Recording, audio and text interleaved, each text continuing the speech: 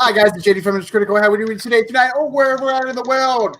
Today on D&D After Dark, or tonight, or wherever you're at, we have the Grim DM from the Down Under. What's going on? And we have the main Cujo. The What up? Links for their channels are going to be below. Grim, I'm going to put yours in after the video's in, so that way they can click on it. Thanks, mate. Appreciate it. No, thank you for joining us today. How's the weather there, by the way? Well, most of the country is no longer on fire. It's actually rainy and overcast where I am. I was lucky enough to not be near the fires, but they're dealing with floods down south. But I'm in the bedroom and I got the aircon on, so that tells you how cold it is here. Hey, there you go. Yeah. Well, I'll take that over 30 degrees Fahrenheit any day of the week. I just had to come home and switch my heat back on because it got cold for today. But yesterday I went to work, it was 70 something, and then you get off of work and it's 45. So yeah, we never use the heater here. We still get like 30 degrees Celsius in the winter. But hey, Bill. And we have Bill from RollStats. How you doing today, Bill? How are you? So, okay. One thing I did want to talk about is I'm going to pop it up here if you guys can see it. Is how the players can help the Dungeon Master run a successful session. Okay. So, like at my session, I got one player that controls the music. I give him free range. I'm like, whatever you think sets the mood, do it. No complaints. And so far, he's been great just by doing that. That'll help out. Players that does like, what does your players do anything for you guys? I think a lot of DMs struggle with is players that don't keep track of things like their spells and what the spells do or abilities and that kind of thing. When you're a new player, you learn in the game. Everyone has to start somewhere. But I've played with people that have been playing the game for like 10 years and they're like, what's Magic Missile do again? Like, come on. That you lose the fun of a combat encounter. Like if dice are rolling and bodies are falling and it's really intense, that's great to keep going. But each player sort of needs to know their character, so know what's on the character sheet, what equipment they've got, etc., etc., etc. Hey, Zero. Hey, fellas. Yeah, I would lean the same way, Grim. When he first said that, that's the direction I was going. Until he started talking about players playing the music. Now, first off, I would say yes. Having the characters know their character, know what spells they got ready prepared for the day, know how those spells work, and all that good stuff, and know their character. So I'm not trying to help them, but as far as helping the DM, I would say. At my table, I have, I think I've showed some of you guys the initiative tracker that I have, and I kind of like give that to somebody. Once we roll initiative and we established it, we got the names on those little that little poll thing, and someone can put it in order, and I have that on the table, and they can turn it for me when I can see across the table, whose turn it is, and it gives them an interaction. It gives them something to not be bored. If they're kind of just sitting there waiting and they feel engaged. And then I just started making them name the monster. Like when they fought the grungs in my last session, I want to keep that element out of it. I say, you see some frog-like creatures that are brightly colored. What are you guys calling them? I mean, it's up to you guys. I'm not going to give you the name of them, unless you know the name of them or you want to, you might run into somebody and say, "Did you get attacked by grungs?" Oh, what's a grung? Oh, it's those little. Oh, that's what they are. We call them little slimy guys or whatever. Whatever they wanted to come up with them. Because they don't. I just thought it was that other little element that they just don't know what creature that was that they just fought. It was just a monstrosity or What about you, Bill? So, like I showed you guys last time, I use Game Master 5 from Lion's Den, which really kind of runs the game for me. Really, the only thing that I ask my players to do is to track their own hit points, right? Like I'm not tracking their hit points, and I'm taking them at their word for their hit points. But I would definitely agree. So first off, I would definitely agree. Yeah, if you don't, and we kind of talked about this last time too. If you don't know your spells, right? Like if you don't know what your spells can do, and you're looking it up on your turn, like you're literally just paging through the book, you haven't planned that out, as somebody else was going, then you kind of get skipped. So I think the best thing that a player can do to help a game run smoother is to absolutely know their character, know what their character can do, and think about what you're going to do before that moment where it's your turn in initiative order. Like, as the guy before you is going, figure out what you're going to do, whatever that is. So yeah. But I don't, in terms of, initiative tracking or things of that nature, I rely heavily on technology to help me with that. Cause you have enough, I guess what I'm saying is you have enough to worry about sort of figuring out what your flavor text is going to be, how you're setting a scene. You're explaining to the characters what they're seeing and really making it clear what their options are. I don't know.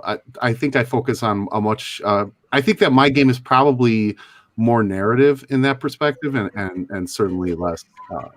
Certainly less mechanical, I guess is what I'm saying. So yeah. Zero's just sitting down there eating his popcorn with his new hat and new shirt on. Like, what am I supposed to do? You doing? I bet she's eating popcorn. Yeah. Oh, always. Look at that. We should call him the Popcorn DM. It's a healthy snack. And then trust me, it's a good alternative from my original candy bars and potato chips and Mountain Dew. I can't have that stuff anymore. So popcorn it is. So Zero, your players, how do they help you during your session?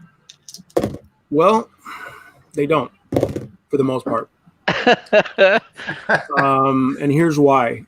And I'm going to admit this openly, and whoever's watching and my friends, if you guys are watching, don't take this the wrong way. I do love you guys, but I'm a bit of a control freak. So I've run into situations where please just keep track of your hit points. And how many hit points do you have? Oh, like 30. I'm like, you just got hit like 6 times. How do you fucking have 30 hit points still?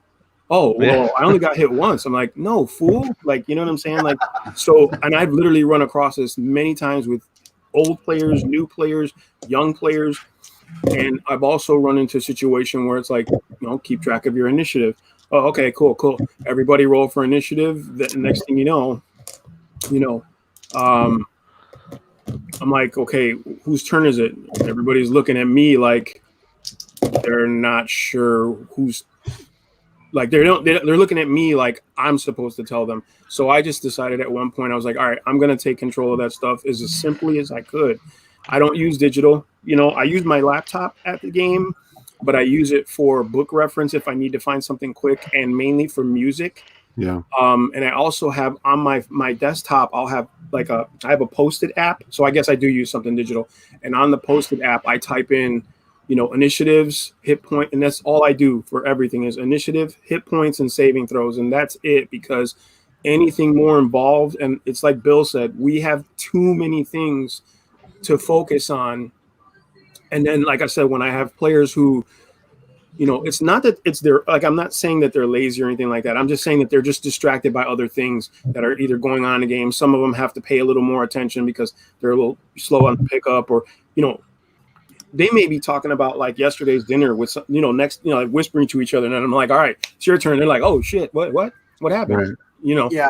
So generally I try not, what I ask for my players, like just in general, and I started doing this recently, is what I say is know your character first and foremost. I don't care about anything else. Everything else is secondary, but please, to God, know your fucking character. It's not just spells. It's feats. It's skills. It's skill point levels. Like, if you're 5th level and you've been 5th level for 2 sessions, you should already know what your fucking jump skill is. Like, we should not spend a half hour looking for that skill on your character sheet.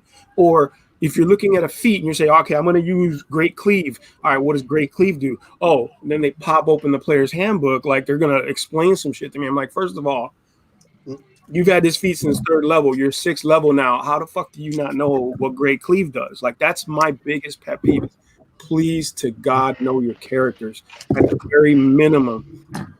Then I tell them, like, be prepared, right? Like, it's a fucking fundamental. When you go to class, you take a pencil and your notebook, right? Like, when you go to work, you take your time, your ID badge, whatever you need to get to work, right? Because if you went to work without your shit, your boss is not going to be like, all right, cool, man, go ahead, go home, get that shit, come back. No. Yeah. So why do you do that to your DM? It takes nothing to get like a little, like blank business cards just to write your spells down and stuff like that. Like, if you can't commit, you shouldn't need to open the book. Really, like, we're the only ones that need to grab the books, unless you're leveling up and looking up new stuff. But in combat, right? And at the leveling point, it's like everybody's doing that, so it's not. You're not taking time from the game. And I think the only time we should all open books is if there is a heavy debate, and I mean heavy in the sense that, like, even the game master's like, fuck, I don't know. Let's look it up. You know what I'm saying? And if that's the case, I do have one of my friends at the table. Generally, I find the fastest reader, but also the guy who can comprehend what he reads quickly. Because I know a lot of people who can read really fast, and as soon as you ask them what they read, they're like, "Oh, some shit about some dude I really wasn't paying attention." But so, if you're a player, or even if a DM and you're using a spell, and we all have like dodgy memories, they can write down a page number next to it. If they have to look it up, they can go straight to the page and absolutely. look it up. Yeah, on my spell sheet that for one of my characters I created, I have the spell and what page number it's on. So that I mean, that's and look, now with spell cards available, you shouldn't even need to do that. Yeah. Right? Like, you take all those cards for your spells for that day, you have them right there in your hands. Yeah. I mean, that's basically, they've made Wizards of the Coast basically produced some shit we all did normally. Like Grim just said, I write the shit down on a fucking card. Here you go. It's a flashcard. Who didn't use flashcards, right? Like, you write it on a flashcard. You, like you said, spell name, save, and page number to find all the rest of the details. Well, or just use D&D Beyond, man. But see, that's the thing. You can use the free account and still track that shit. Honestly, a lot of the spells are in the open source, the SRD. See, but I was playing a while back, man. Years and years ago, I didn't have that available to me. You know what I'm saying? Yeah, well, I do AD&D, so I don't have that. But here's the card, like, and it's the guys that played AD&D that actually created D&D Beyond, because they were like, I'm sick of writing shit down. And put your fucking mobile phone away.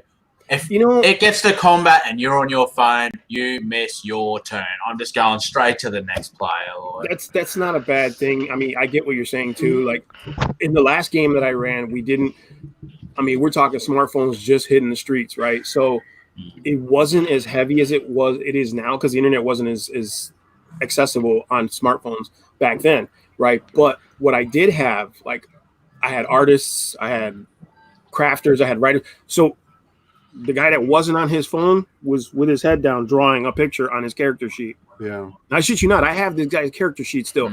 There's nothing recognizable on this fucking character sheet because it's full of doodles that he drew every session. So I actually do allow phones because people are tracking their character sheet on D&D Beyond from their phone. I was about to say that. I actually prefer them to have their phone out as long as they're on D&D Beyond tracking shit or looking shit up, or like I prefer that to paper, because D&D Beyond will like auto track things like spells and you in other words, spell slots. Yeah. I don't know. I don't mind if they have a short rest. I have a question for you guys though, right? And this is kind of on topic, kind of off topic, right? So sort of in terms of players helping the dungeon master run a successful session, right? What do you guys feel? How do you guys feel about like stealth checks or deception checks? What I'm saying is I want to roll those. I don't because you should always think that you like if I go to hide, right? If I'm trying to use if I'm trying to be stealthy, I'm never going to know that I'm not stealthy, right? Like I just they should have, you know how so they have a passive perception? They should have like a passive stealth, or the DM should roll that. I don't think that the player, because if the player rolls a 3, they know that they weren't stealthy, right? I mean, it does, for me, it doesn't work. I think I thought about that. Make them roll. I thought about that on my last session because my players only have like 2 players in my session, right? And one of them was in jail, and I thought about rolling the stealth for them and not telling them. Like you know, like if you try to hide, like whether you have some sort of reasonable idea, like you're not going to go hide behind like a blade of grass when you're a half ogre, like or I'm attempting to hide, or then the players roll a 20, so they automatically assume. Whether they roll a 3 or a 20, it's like, okay, you think that you're hidden. One second.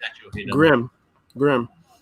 In 3.5, under the hide ability, it says, word per word, you can hide in plain sight.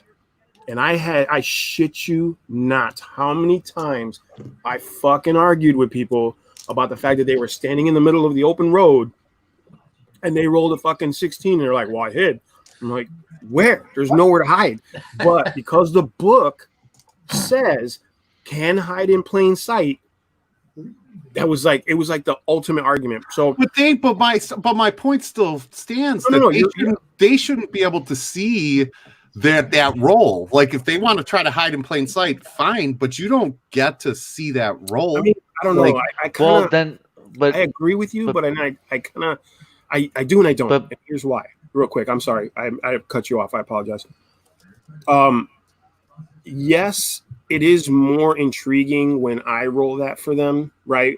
But in the end, we're talking maybe a couple seconds before they realize whether I roll it or they roll it, if they failed or not, right? No, because if you roll to describe everything. If you roll it, you're not telling them what you rolled. In other words, no, absolutely. But when they're trying to be stealthy, they're rolling against somebody else's perception, right? They shouldn't know what the other person's perception is. I disagree. I don't think that they should. But this is the thing, guys. I think we're missing is that you can roll a 20 in a blade of grass and say, "Okay, you're hiding." What's my perception check to see if I see you hiding? I get a plus 25 because you're hiding behind a blade of grass. No, and I get that. So I see you. In my game, I never let my players see my rolls. I'm rolling behind a DM screen anyway. But if they roll low, like they shouldn't be able to roll, because if they roll low, they know that they didn't succeed, right? And to me, that I don't know, that doesn't seem, that sort of breaks the verisimilitude, right? My suspension of disbelief is gone at that point. There's no way. But then what happens? If you think about the hindsight, right? What happens then is, let's say they did fail a roll, right? And they didn't see it because they didn't know what they rolled, right? And then the player or the adversary uses perception, finds him, sees him, and sneaks. And is smart enough, not like an orc or anything, but is smart enough to be like, I'm just going to walk by. Now I'm going to sneak attack because I see them. They don't see me. That player is going to be so fucking butthurt. But isn't that not just in the fact that they got backstabbed, but the fact that they didn't get to roll for it? You know what I'm saying? I do, but isn't that more realistic? What I'm saying is, sure, but I mean, let's put it in real terms, right? So let's say that I'm trying to be really stealthy and I'm trying to hide, right? I don't know. I have no clue whether you can see me or not. I think I'm hidden. So, I would tell the character. I would tell the character that they're hiding regardless. If they say they're hiding, they could roll low. But that's my point. My point is, if they roll a 3, they know. If they roll a 2, if they roll a 1, they know. that they're not, right? You can tell them, yeah, sure, you're hiding, but they know that's here's the only time for me, like players at that point, here's, right? here's But the I'd only make time them that role players play really out that know. they're hiding. Here's the only time for me that the players would really know that they failed is if they rolled a 1. Because here's the thing, I could roll a 1 behind the screen. They could roll a 2. They don't know what you roll. They don't know what you roll. Like, Exactly. They could roll a 2, never, and I could roll a 1, and they'd be like, "Oh shit, I failed." And I'm like, "Well, the dude just walks past because he fucking rolled a 1." I've always let players roll, but now after what RollStats thinks about, and this makes me think to We just Predator. lost Bill. Hope we didn't make him mad. it makes me think. Hey, all right. I'm sorry. Yeah, I'm sorry. Yeah. So Bill's just trying to feel us out because he's wanting to see how stealth's going to work in his game. I just rolled a natural 20 and went. He's like the dungeoneer. I've always let players roll, but now that you say it, I'm inclined to go your way. And the reference I have for that, I guess, is the whole like Predator thing. So Predator has thermal vision. The people are in the jungle. They think they're hidden. I'm behind a tree, or I'm covered in brush, wearing a ghillie suit. They're not going to see me. So if they say I want to hide, I was like, okay, where are you hiding? Oh, I'm going to hide in this bush here. I roll. Okay, you feel like you're well hidden. That doesn't tell whether they are or they aren't, or what's around and what can see them. And I don't know about you guys, but there's no critical hit for me when it comes to an ability score. Critical hits are for combat. You roll a 20. I do not do automatic success or automatic failure. No, absolutely. Right. Here's the thing: they could roll a 20 on their successful skill check, and I can roll a 20, and my character or NPC or monster could have a higher skill level. So there's no critical. I tell people all the time, like my people are like, I rolled a 20. I'm like, yeah. Wait a minute, though. Wait a minute. If you roll a 20, it's a critical. Shots. Yeah. That's what we've learned here today, right? Cut his mic off. We learn it every day.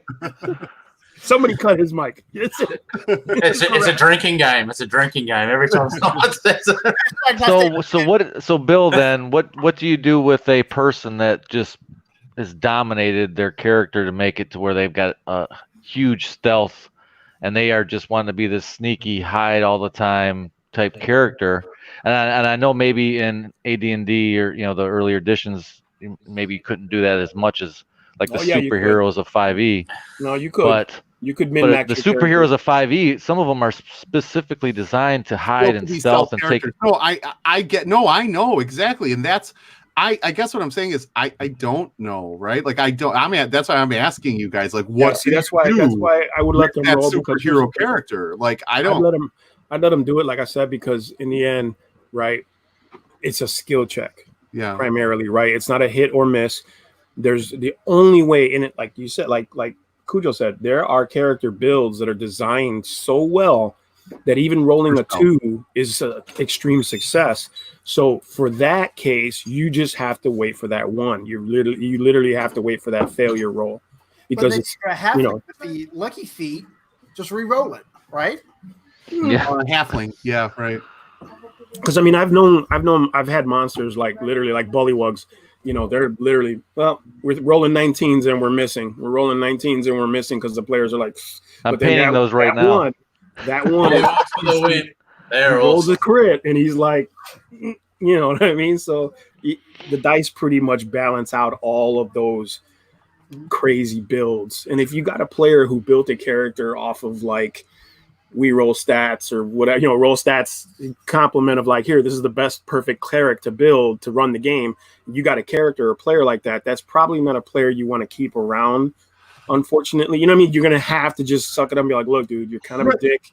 No, I agree. I agree. And I'm not, I guess what I'm saying is my thing is not even, I don't care. Like, I'm not bitching that like, hey, this person built this perfect build for stealth. That's not my bitch here, right? Like, what I'm saying is that character should not know. Like, there are certain skill checks that are completely and totally obvious to the character. Yes, I agree.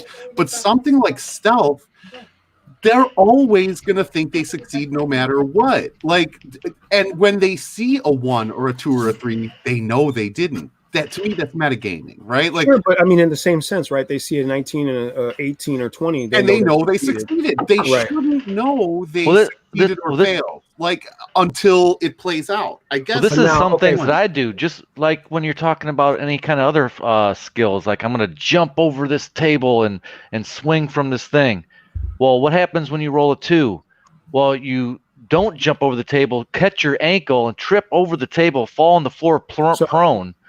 I do that all the time. I was just going to say it's not really a critical fumble. It's just you tried to do something super cool, but your skill messed up, and now you're kind of caught. But I'm not talking about. No. Here's what I was going to say. I'm not talking about critical success or critical fail. Right. No, I know, but I'm just saying, like, on this turn, I'm hiding and I'm planning something. But now when I know I failed that roll, I know I'm not actually hidden, so I'm changing my plan. I'm not doing what I was doing. Let me play devil's advocate. It's not. Let me so you roll a 2. Not only are you not hiding, but you stepped on a branch and it broke, and now you've alerted the people in front of you. Right. So now that your super stealthy character just screwed up the whole stealth. Let me play devil's advocate for a second. All right. The rogue is saying, I want to hide, right? You roll the dice for the rogue to hide, whether he knows or not, or succeeds or not, right? And I tell him, okay, you're hidden. Like, now, hang on. He doesn't find out until. No, sure. That's exactly what I'm going to. He doesn't know until the situation occurs to where it would determine whether or not he failed or succeeded, right? So let's say the orcs see him. Right. They go into the corner, they ambush him because they see him. He's like, well, what the fuck? You know, I didn't know. Okay, he deals with it. He sucks it up and he deals with it. Now, what if I'm the barbarian, or I'm the cleric, or I'm the wizard, and I do a skill check, and I just roll it myself, you know, like a knowledge check for wizards, right? Because they always use knowledge to do everything. Knowledge check would be obvious to the character because they know they don't know it. Now that the rogue always thinks he's hidden. No matter what he rolls, he shouldn't know that he's not hidden. I don't know, because, like, here's the thing, right? Now you've singled out one class and probably one player at your table who's going to be like, hey, wait a minute.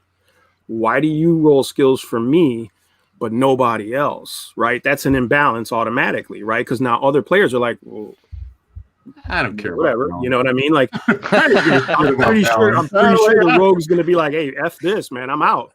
If I can't roll some skills, you know what I'm saying? Like, or you could be like, this rogue is so stupid, he rolled a 2 and he hid in front of a bunch of orcs not knowing about it because he's so dim-witted. Well, here's the thing. It's like Cujo said. If you tell me you're going to hide and you roll a fucking 2, well, guess what? You didn't hide very well. I'm not taking that shit. There's no takesies backsies. There's no let's MacGuffin that, or, you know, whatever. None of that. Yeah, make them commit to the action. Yeah, exactly. And that's what I tell all my players. If you're going to do, like, I had a dwarf player, for example. Well, I hate this, but he's not cheating. No, not technically. I mean, look, here's the thing. I had a dwarf player.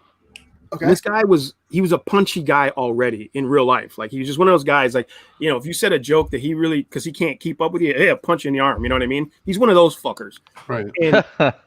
And you know, it's funny once in a while, but after a while, you're like, fucker, keep your hands to yourself. You know what I'm saying? Like, we're adults, you know? Right. And so in game, he had a thing to do that too. Like, if somebody was talking to him, he was role playing and he didn't get his way or whatever it was, you know, I punch him in the knee. I'm like, first of all, like, are you doing that to the king? Like, to the king, you're gonna punch him in the knee because you didn't like what he said, right? All right, well, you get harassed, you get arrested by all the town guard, you get pummeled, and you get thrown in jail. He's like, well, what the fuck? I'm like, well, let's keep. You hit the king. What do you expect? In game and out of game. You see what I'm saying? So, like I said, when you commit to an action, I tell my players, if you tell me you're doing something, I am going through with that process of you doing something. You can't, after you fail, take these backsies. That's not how it works. You know what I'm saying? So if they understand that from the establishment, there's no argument. Whether they roll their stats or their skill rolls or not, I don't give a shit. If you say you're jumping, you're fucking jumping. Whether I completely get it. What I'm saying is, though, their actions after the fact are going to be changed. So what you're trying to say is, like, I'm a rogue, and like, I want to say I'm trying to be stealthy, and I'm going to backstab this orc, right? but then when I realize that I'm not stealthy, right? My actions after the fact, the actions on my next turn are obviously going to change because I know I failed my fucking roll. Well, it's like this. This is what typically would happen. Like I'm a rogue. I'm saying I'm going to try to step behind this table or door / or tree, and I'm going to try to hide. Right. And then I say, okay, I'm going to roll my skill check to see if I hide. I rolled pretty bad. I'm probably not as well hidden as I think, but I am still right behind this tree. I am still right behind this table or whatever, and I think I'm hidden. I know I rolled pretty bad. I'm probably not hidden that well, but that's where I'm at. Then you take and then next turn, I find out, I'm not hidden. He ran right over to me and whacked me in the head. I guess if they say like I'm going to try to hide. Well, you don't try. You're hiding. So now you're wrong. Exactly. That's right. Now, okay. But now. Okay. So yeah, now, that's kind of what I just meant. I'm going to go behind this tree and try to be stealthy, like use my stealth abilities to almost like you didn't see me. Yeah, so the roll you're making now, it's not whether you were able to hide or not. It's just giving me an indicator of how well your character is. That's exactly That's if you're allowing them to roll. That's exactly it. If they roll. That's just an indicator of how well they did it. Because I'm not going to run. I'm not going to run up behind behind somebody and say I'm going to hide behind this guy's back. Okay, I rolled really good, so I guess I'm hiding. Now I'm going to stab him. No, I've never ever let anybody ever play that. Yeah. And I guess try to hide in a location, and maybe you did a good job. And then I wasn't paying attention. If the party going through our actions and the rogue hides and rolls whatever he rolls, then the subsequent actions of other players or the monsters that we're controlling, their actions after that will be an indicator to the rogue. So if they go, I go behind this horse cart and hide, but the thing that was following them is heading straight for the horse cart, then you're sort of telling them that their hiding spot is shithouse and someone's coming to stick a knife in their head. Yeah. Or I give advantage for the perception check if there's only one thing to hide and I seen you run behind there to hide and you rolled really good. Yeah, I can't see your foot hanging out. I can't see a head. You're in full cover. Somebody's there. I know you're behind there somewhere. Yeah. And if I want to come take you out, I'll run around and go get you. It's funny because I think in the Dungeon Master's Guide in 3.5, they actually go through a scenario like that. It's like a goblin in a room and somebody's trying to hide. They go through all the different, if the player is going to choose to do this and they roll this is what would happen possibly. Like if the goblin is just going in there to get something and not really thinking about the players, he might not see them. His perception may be really low. But if he actually saw the players duck in, he knows something's up. So his perception is going to be a lot higher. Even though his skill level sucks, you're going to give him an advantage because he's like, no, I saw something in here. You know what I'm saying? That's the other thing I was talking about.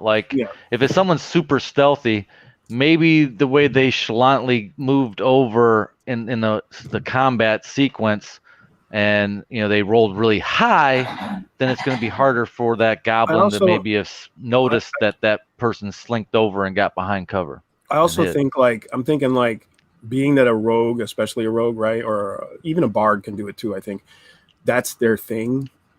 To kind of take it away from them. You know what I'm saying? It's kind of like, well, you have this one thing you're really good at, but I'm going to do it for you. I don't know. My son got sick of playing a rogue because all he did was try to hide, and then use sneak attack damage. Hide, use sneak attack damage. Everybody does that. And he just got sick of playing it, and he didn't even play for a couple levels. Yeah, a lot of people do that with rogues. It's that's their thing, right? They think, that's the only thing rogues are good at. But it's and he got to where he felt like he was so good, he would sneak attack, kill somebody, then walk into another room and see what's going on in that room. Sneak attack and stab somebody in here. Let's go murder hobo, everybody. After he gets something up, I want to bring up the next subject. Mm-hmm. Well, did we get through this one?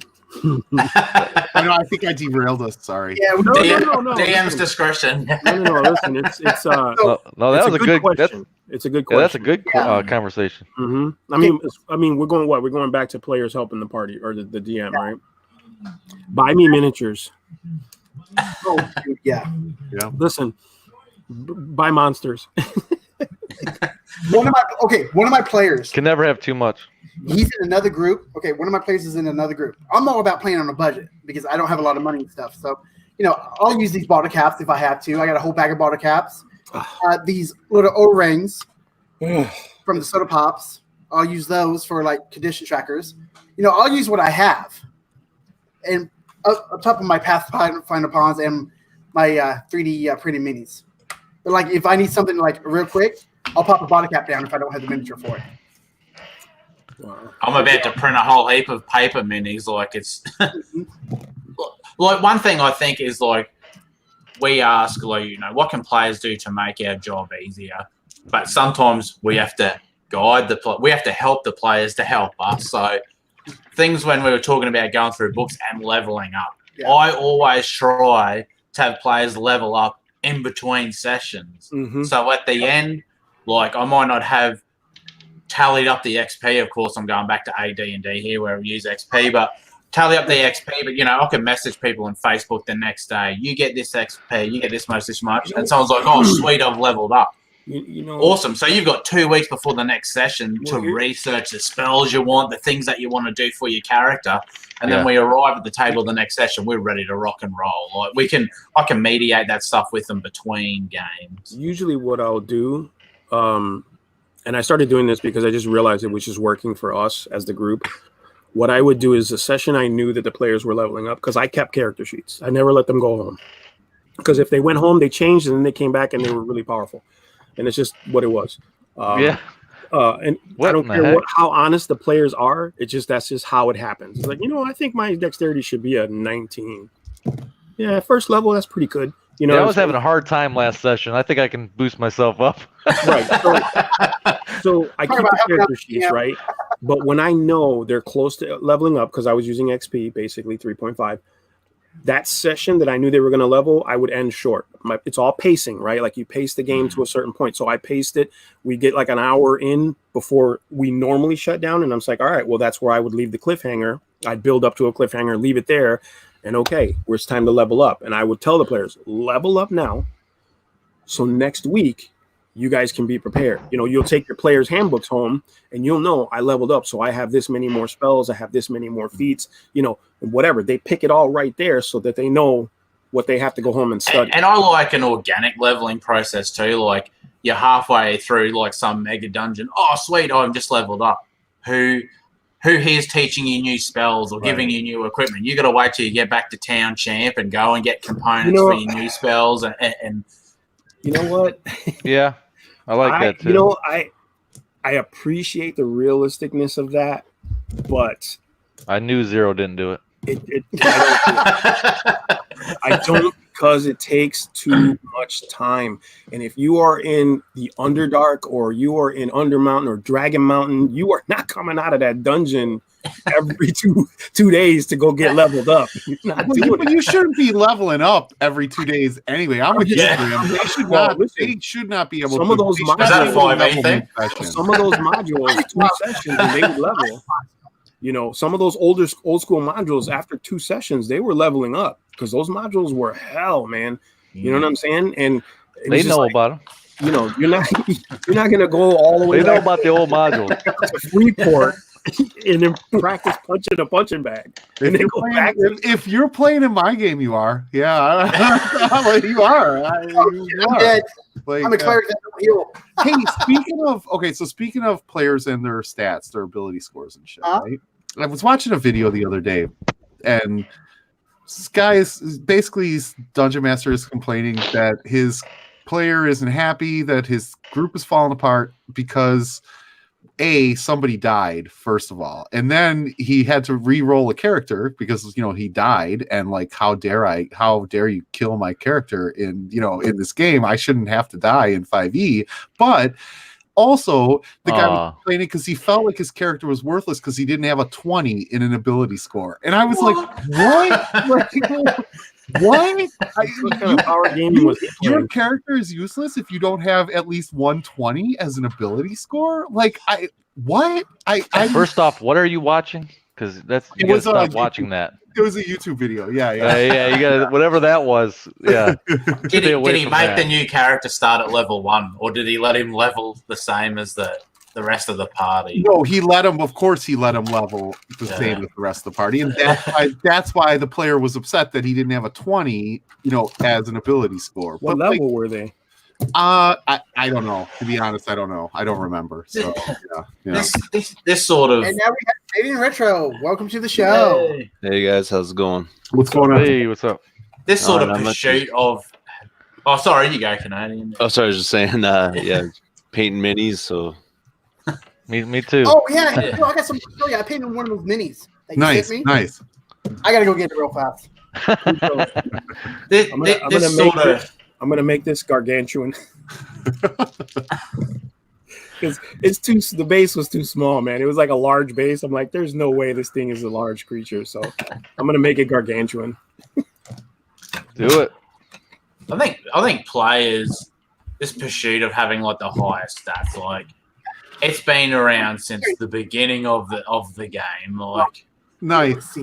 When you put a number value on it, they want the highest number they can get. That's just. And if I have players like that only care about stats, well, guess who's getting the most XP? The guys that role play really well and think of out of the box stuff. They're the people that, why are they leveling up? Well, they're doing more with less. So why shouldn't they get rewarded? And you look at things like, I'm a big Dragonlance fan. So like, these iconic characters like Racer Magier, who end up becoming a god and all that. He never had like super duper high awesome stats. He was just an awesome character that was role played well, and you can have fun with a 12 strength or an 18 strength or intelligence or whatever the hell. Well, and I maintain that you can be effective with crappy stats. Like be a more creative player. Come up, brainstorm a new idea. Like you don't.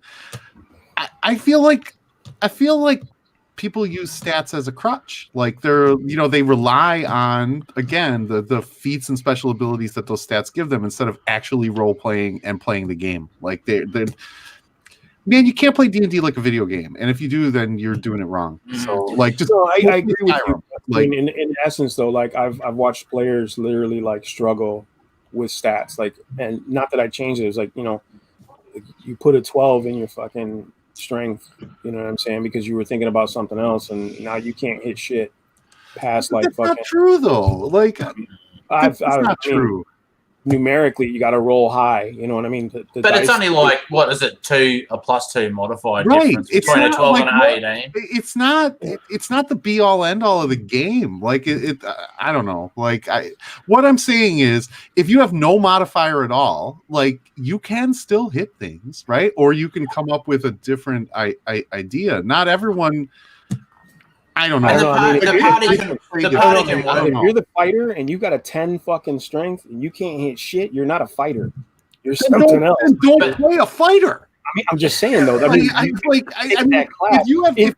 you're playing an old school game, sure, you can do that, but not if you're playing 3 and up. You can't do that. I mean, you pick a fighter, you're a fighter. Like that's, you know what I'm saying? Like that's the sheet you grabbed. Okay, so going back to then players, and even if you use point buy, or if you use the standard array, or even if you roll, like you know what your numbers are. Don't be a fighter then. Like just don't. Like, he's old school. Like roll your numbers first and then see what you got. Right. Yeah, I know. I've played those games. I know. Listen, I've played games where guys don't even have fucking stats. They just ad lib. They make believe. You know what I'm saying? Yeah. And literally, like they just achieve whatever by negotiating their way through the GM. And I'm like, why are you guys are like method acting? This is not role playing. Like this is not a game. You're actually acting. That's different. Like that's I think the situation. The point of the fact is it's a role playing game. There's game mechanics. There's dice. There's numbers. There's stats to balance everything out as best as possible. It is still a game in the end. You know what I'm saying? Like, yeah, totally. If we eliminated those things, then it's not a game. You're just acting. Everybody's just pretending. You know what I'm saying? Completely. I absolutely 100% completely agree. What I'm saying is you can play the game without having a 20 in your stats. And I think the situation you're talking about, like the dude lost his character and then he was bummed out because he didn't get a 20. Like, it's the DM that sort of sets that foundation to begin with. He said, "What's up, guys?" Hates says, "What's up, Evil Elvis?" Somebody's got to read these. I've been reading. You guys keep talking. Read them out loud for the rest of us to hear. Okay, well, Evil Elvis says, "Matters if the DM is fudging the dice rolls. I won't fudge dice rolls. A crap character wins Darwin Awards." And I think some of the best characters are the crappy ones, honestly. You mean crappy stat wise? Yeah. But you can have a fun if you got a crappy charisma, like you can have like, an eye patch, or you're missing your ears or whatever. That's absolutely true, except if you're a bard. You are not going to play a good bard with a crappy charisma. Then don't be a bard. But this is my point. It's not that way. We don't play that game anymore. That game's not played regularly anymore. The game that's played is where they pick their class and sheet, and then they fill in the stats. It's not like that anymore where you roll and you pick something out of that. But what I'm saying is, if you use point buy or standard array, you know exactly what numbers you're getting, and you know exactly what slots you're putting them in. You get to pick. And if you don't pick the correct slots for a bard, then don't be a damn bard. And that is exactly that video game mentality. You're like, well, I can't play a bard because I've got a 12 charisma. But how fun would it be to play a bard with 12 charisma or 10 or 8 or like, your character might have a passion for music, but you just plain suck at it, or you got a face like a drop pie. That creates role-playing opportunities. Sure, that's not the I mean, role-playing opportunities are great, right? But when it comes down to like the numbers and monsters and getting somewhere, he's gonna roll and he's gonna suck and he's gonna be like, well, I'm no good at anything, especially what I'm supposed to be good at. Well, if that DM allows stats of 20 in his group, I guess he's got no right to complain that a player dies and wants it. But I would never allow that. Like I like to, and some might say it a bit harsh, like I'll let them roll 3d6 6 times and put it in whatever stat they want, or else you can roll 4d6, pick the 3 highest, but you're going 1 down to try to get players to break out of the typical characters they always play every time. Yeah, right. And I'm the guilty of it. Like I played a mage for like 20 years. Like I never played anything else, and then I got made to play a thief, and I had so much fun, like running around cutting people's throats and that kind of thing. Like, I guess what I'm saying, Zero, is like, okay, whether you're allowing them to roll 46 and they're dropping the lowest, or if you're allowing them to do, if they're allowing them standard array and they're, or if you're allowing them to do point buy, they are picking the numbers that they want and putting them into the slots that they want. If they want to be a bard, I see what you're saying. I mean, I get what you're saying. What they want. If they assign those numbers wrong, then you're a shitty bard, but that's on you. You should have read the damn player's handbook. Yeah. I mean, but you're not wrong, and it's also the DM's responsibility to say, hey, if you're going to be a bard, don't put a 12 in there. Right. Put your 16 or your 17 because you're going to need it in the end. This is what you do, and if you do it shitty, you're not going to be good at it. You know what I mean? And you're going to suffer, and you're going to want to complain in the end that you didn't get the best out of your character. And that's usually what I try to do is like, look, let's put your points where they are going to be the most strength for you, because in the end, like the stats to me, I mean, yes, you need them for your skills and all your other crap, whatever, but they are a very small part of the game, right? Like there's so much more going on that, that's just a little tip of the iceberg at the beginning of the game. You know what I'm saying? Like everything, like in 3.5, you're getting stat boosts every 5 levels. So you could have a player to get to 20, because they just keep dropping those points in strength because it's like, well, I'm a fighter. All I need is strength right now. That's all I'm going to really worry about. You know what I'm saying? And by the time they're 10th level, they're going to have magic armor +4. They're going to have a magic sword +3. They're going to have, you know what I'm saying? Boots of flight or whatever. You know what I mean? They're going to find all this stuff. Because if not, then you're a stingy DM. Which I was actually I didn't give magic items out like candy. I don't mind being a stingy DM. I honestly don't mind being a stingy DM. Yeah, because magic items don't make the player either. But I did give out magic items that made sense, right? Like, so I had a few players who were like, well, I'll grab the loot and then I'll hold on to it. And then the other players are like, well, why are you holding on to a fucking greatsword, rogue? You can't even use it. Well, I'm going to hold on to it just saying, no, motherfucker, no, you're not. You're going to give it to the fighter who's it was meant for. You know what I'm saying? Like, that's what you're going to do. And that's just that. You know what I'm saying? So I would give out items that made sense. Like, if I had a paladin, he's going to get a Holy Avenger eventually. Yes, it's cliche. Yes, it's trope. But I mean, you're making the best version of that character you can.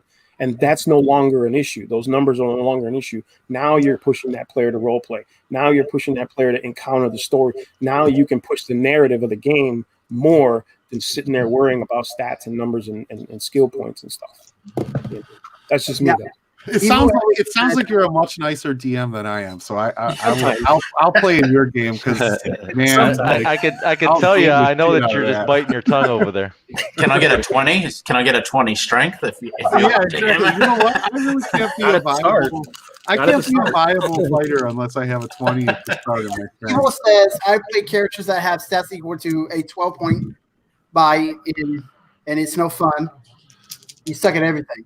Yeah, that's what I'm saying. Like, so, it's never bothered me. I've had a few characters with shit stats. It's still, I guess it's just up to the player, and maybe that's how the game has progressed and changed over the years. I've had a barbarian, right? He had an 18 strength. He rolled an 18 to start. He put it in his strength, but he had like a fucking 5 charisma. You know what I'm saying? And he was just like, man, I can't talk to anybody. And it was like, well, okay. That's cool though. It's an opportunity for you, right? That's an opportunity. But if it just happened to be like he messed up and put a lower number in his strength, I'm like, well, now you're not the greatest barbarian you could But if be. he said, I want to be a handsome barbarian with 18 charisma and 5 strength, like, no, you're like the runt of the litter, and the barbarian king disowns you. And he's like, I should put my 10 like in Tyrion, like, yeah. You know, because his other stats were really low, and it was like, I should put the 10 in the charisma. I'm like, fuck charisma. You're a barbarian. Put that shit in your constitution because you're going to need it. You know? people also said that You're going to get hit. Like, don't worry about how good you look. Worry about how tough you are. You know?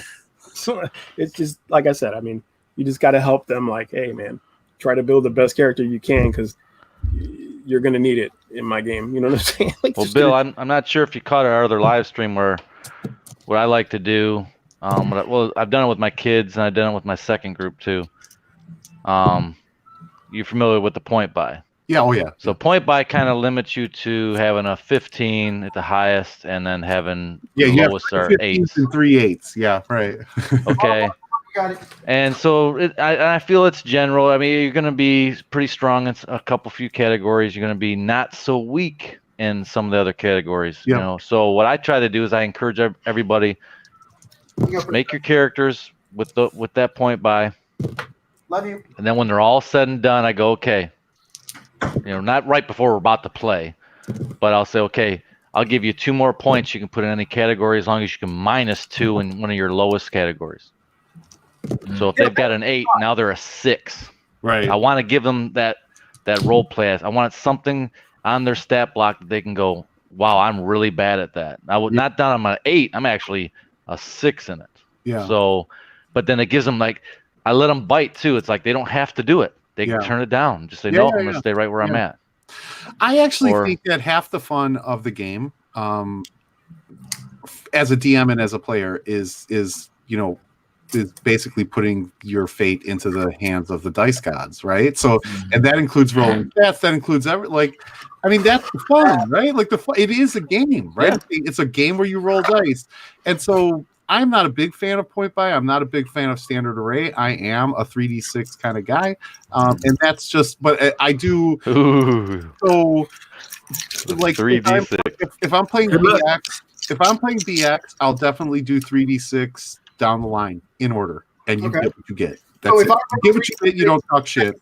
For 5e, I will let them roll 4d6 and drop the lowest. But also, again. In order, right? It's always in order. And I'll tell you, there's a reason that I do it in order, right? Because you get a person who's like, I play a rogue every single time. I've never stretched myself at all or played anything else. Or I play a sorcerer every single time. Or I like by having them roll in order, you're kind of stretching them a little bit. So yeah.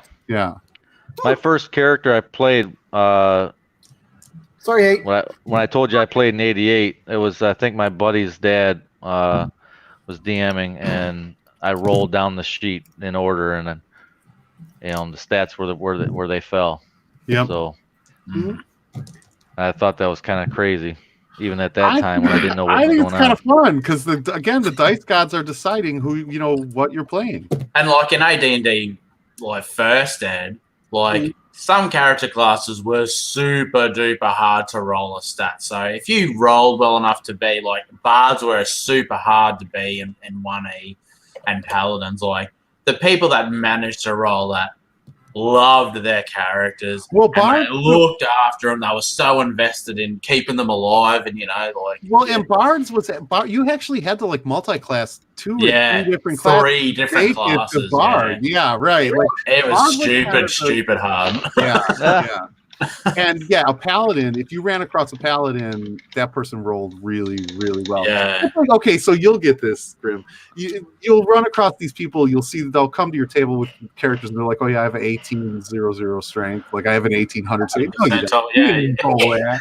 Like, no way you rolled that, man. I once rolled an 1867 and I thought it was the greatest dude ever. I have never seen anyone actually legitimately roll an 1800 strength. I had a character once that had an 1842, and I thought like I was I've never seen anyone legit. I was 1867. I thought I was Conan. I was smashing everything that came within arm's reach. Well, and the fun I can lift that gate. But it was the same thing with psionics too, right? Oh man, it's like bullshit. You didn't roll that, man. Psionics are like the redheaded stepchild of like AD&D. I wish I could just get rid of it, forget it exists. And it sucks because Dark Sun is so awesome, but man, and they fixed a lot of it, but psionics is just not worth the effort. Well, but also it was if you look at actually the rules for psionics, it's damn near impossible to have, right? Like but everyone always like you would see a character and if you didn't actually roll that, you cheated. Like yeah. So, okay, so one of our players is DM too, right? Yeah, I got the. Oh my god! Oh no! Shelfie time, let's go.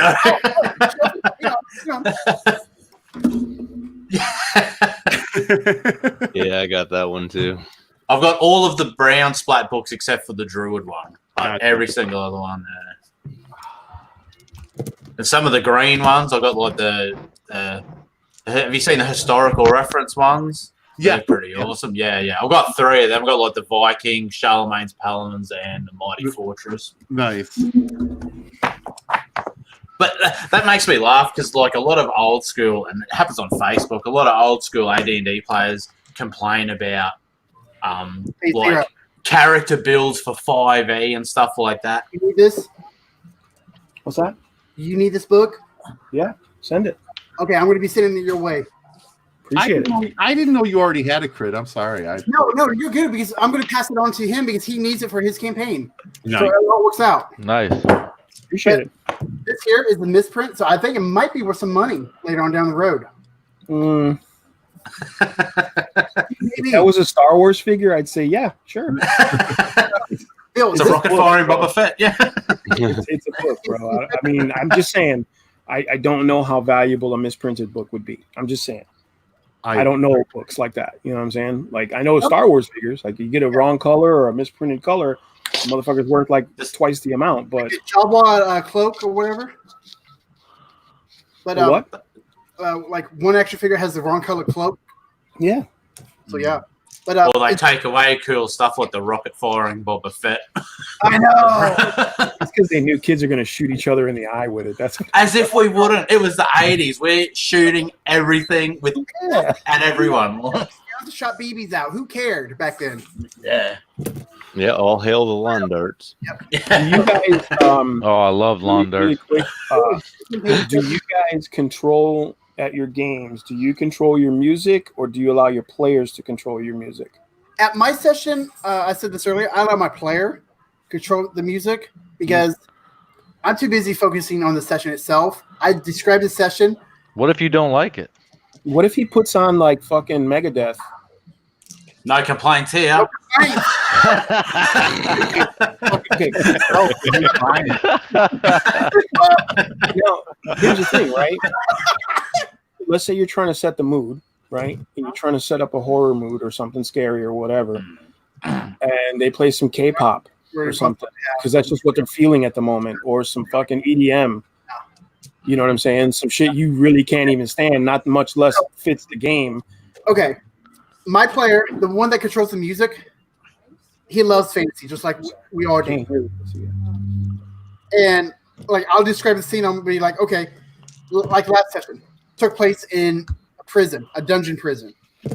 So he turned on his TV, an Apple remote or whatever the freak he had, and popped up the music. He goes, "Okay, I'm gonna go with this one." I listened to it. I'm like, "Okay, yeah." Okay. I would control the music myself for a couple of reasons. One, like I have a laptop with my campaign notes and everything on it behind the DM screen, but I use really generic sort of music. You know, everyone's got like fantasy soundtracks like Lord of the Rings and Conan the Barbarian, and you know, you might have some horror ones if you're doing Ravenloft, but then I use online soundboards for like background sound effects and things like that. So if you're in a dungeon, there's rattling chains or screaming, you can do them at really like the right time. And I'd rather the player be listening to what I'm saying and just hearing that music in the background than them like, oh shit, the mood's changed. They might set like this scenery and then something comes in and starts kicking their ass. Look. I also find that it helps really solidify the memory. Right. Yeah, like, yeah, exactly. If you put the right music or the right ambiance, like you said, sometimes it's not even music. Sometimes it's just background noises that fit the scene, that puts that memory, that stores that memory in there for them. You know what I'm saying? So like later, they're like, hey, you remember that game we were playing? What was that soundtrack you were playing? You know what I'm saying? And I don't know. I feel like it's the DM's job if you're going to add music to control it. I control music too because I can control the sound effects, like, and it just like just made dubstep in the pub.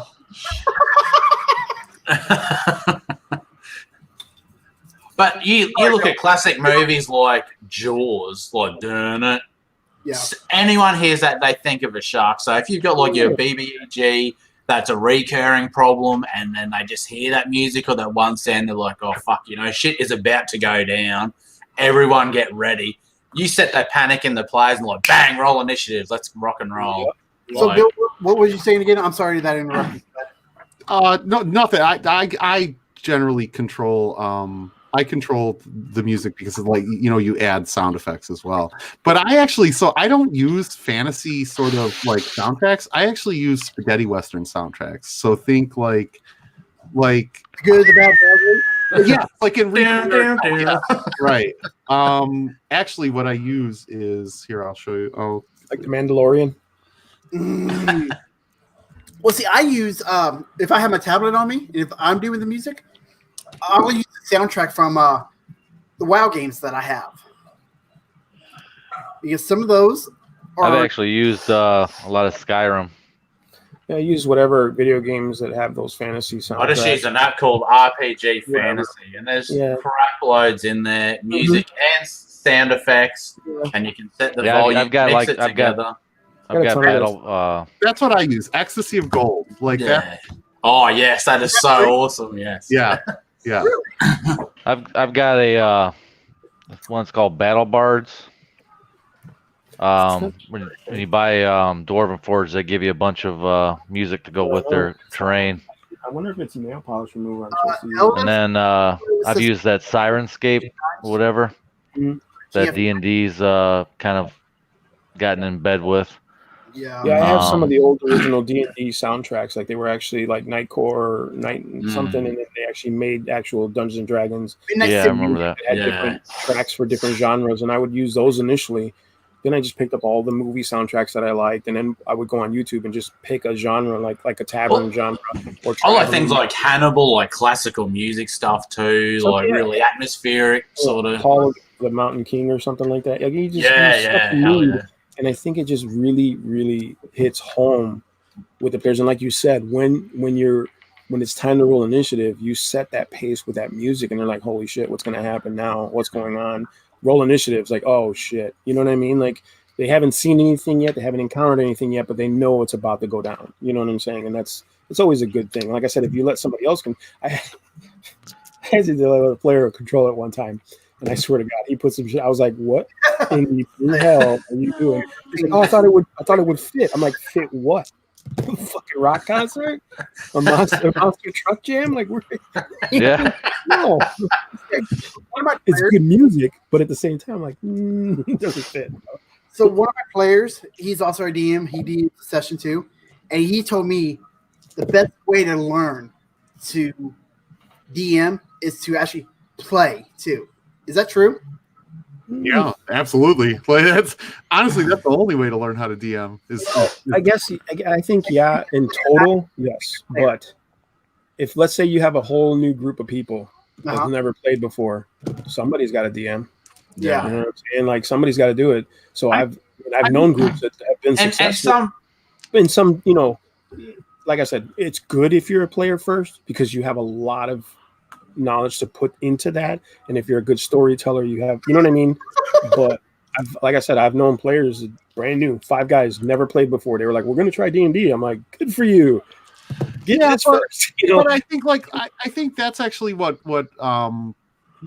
that's how I started. How we all came into it, but you trade off. What I mean is like, okay, I'll DM this time, or I'll DM a campaign, and then you DM one, and so you're all sort of learning together. I think, but the only way to become a good DM is by playing, because you don't really know, you got to experience things from both sides of the board, I guess is what I'm saying.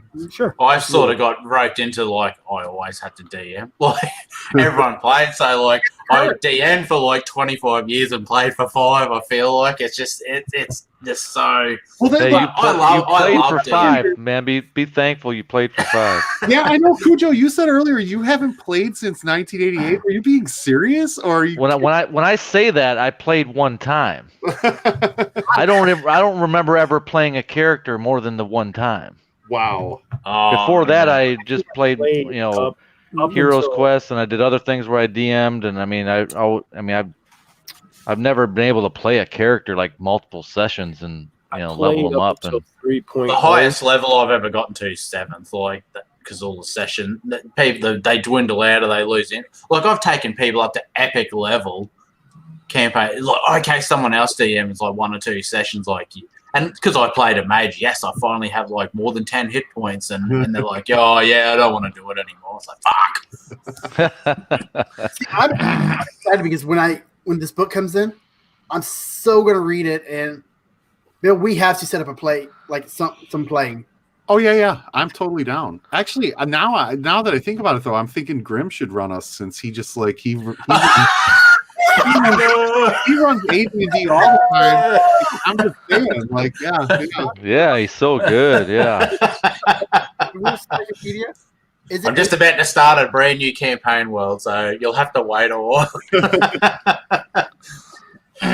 Let's see. Evil Elvis said, "Canadian Retro looks like he's painting, but his fingers is still white."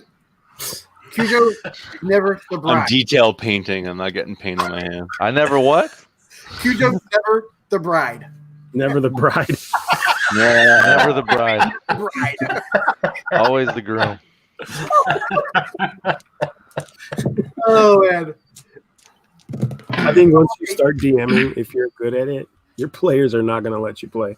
Yeah, they're just not going to. They're just nope. You do it because you're good at it. You know what I mean? I mean, so if you want to play, just be a shitty GM.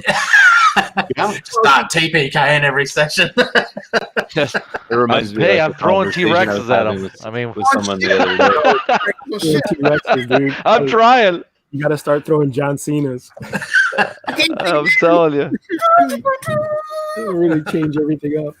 I was looking like a conversation I had the other day with this with a teacher like that I work with, and he brought up the fact that our government wants to make the teachers go through a math test, basically like a math test from grade 3 to grade 9 material in order to like teach math.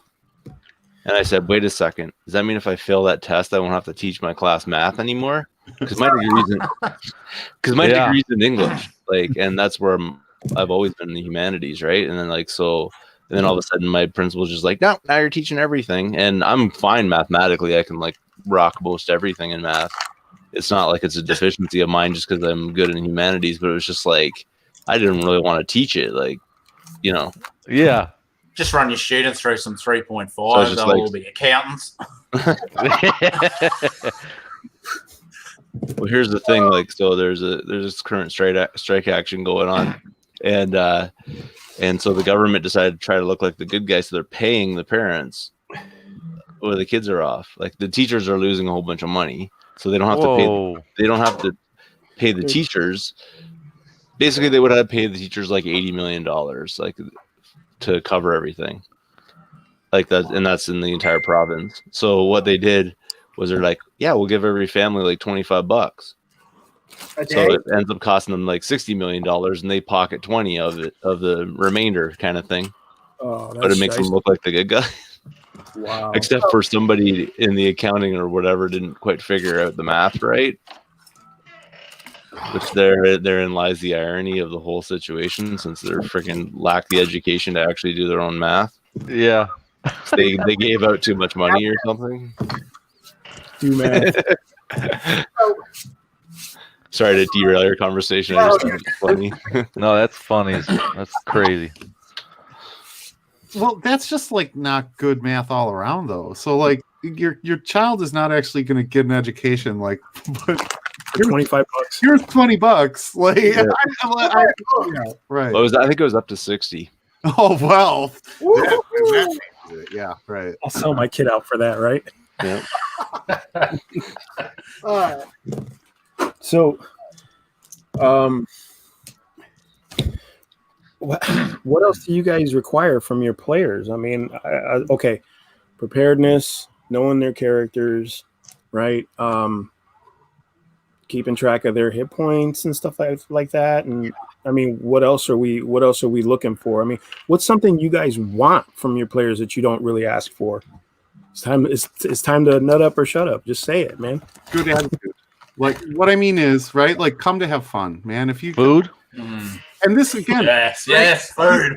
I mean, my first session, I bought the pizza too. I'm like, are you really kidding me here? I'm buying the drinks and the food and the Dwarven Forge. Come on, play in your session. What is going on here?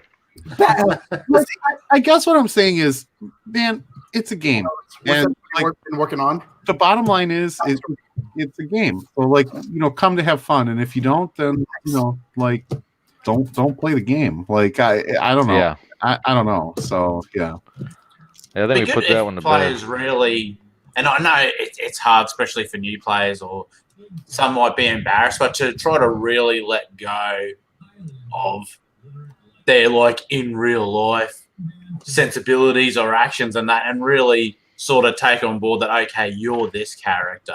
Don't be afraid to roll. Do the stuff that you wouldn't normally do. Like, nothing's, really let go. And I think when players get a taste of that, oh, holy shit, we rescued the princess, or we killed the dragon, or whatever, and they get that sense of accomplishment and become invested in the character, it snowballs on, I feel. Yeah, I think so. I've got a little story. My last session, my mother was in town from Michigan. She's 70. Did you make her roll stats, bro? And no, I didn't make her roll stats. And every time she rolls, it's a critical. Yeah! No, but she's been playing with us for a while, and I'll even Skype her into my games. If she's in my kids game with my two sons and my daughter and my son-in-law, and when she's in Michigan. So anyway, she's in town, and I actually had her sit in with my other session, which is one of my good friends' kid, and when I say kid, they're like 20s, and then his girlfriend, and then one of their friends. And so there's only 3 of them, and I said, my mom's in town. She really wants to play. I squeezed her in. Wow. And so I kept inviting my friend, one of the players' mothers, that's who I know. Right. You know, she's I kept telling her, "Why don't you come over and watch us? Why don't you come over and watch us? Get sit in. I'll make you a character." No, I don't know I don't know nothing about that. I don't know what you guys are doing. And I said, "Well, why don't you come over? My mom is going to be playing, who's a lot older than you are. Come on over and check it out." So she sat in the other room. It's a one bedroom apartment. So we're sitting at the kitchen table, and she's in the living room, which is like right there. Right. And so she's listening to the story, and I'm telling this, and I'm saying this, and what do you guys want to do? And they're having their little discussion, and she just starts blurting out, "Well, why don't you ask them about this? Why don't you say this?" They're like, so her son's like, "Hey, did you hear something? I don't think I heard something. Is God speaking to me?" And I'm like, "Yeah, I don't hear nothing. I don't know what you're talking about." So she kept wanting to interject, and I said, "Why don't you roll a character, and you can play, because it's obviously you know how to play this game better than the kids at the table." Right. And so maybe I'll get her to play next time. We'll see. I think a lot of people have fun with that, and a lot of people who, you play over the years, and like dudes will have their girlfriends, or those of us that managed to get a girlfriend at one stage or another, and they're watching you. The ones that are watching you play, and they're like, "Oh, but why don't you do that?" And they're like, "Oh yeah, I'm doing that." It's like, no, you're not. Like, that's your character didn't think of that. You're not doing that. But I think the game can really be picked up by anyone without knowing the rules and that kind of thing, and not obsessing about having a 20 or whatever. You think of something clever. I need my 20, damn it. Yeah. DM's girlfriend can also be the worst player at the table. Yes. To be honest. Yeah. And that's kind of what I was getting at too, though. Like, come to have fun, right? Come to play a game. Like, generally, she's there just because she kind of has to be, because she wants to spend time with him, and she's just not even doesn't even care. Like, yeah, right. I'm sorry, your character's dead. Excuse me. Right.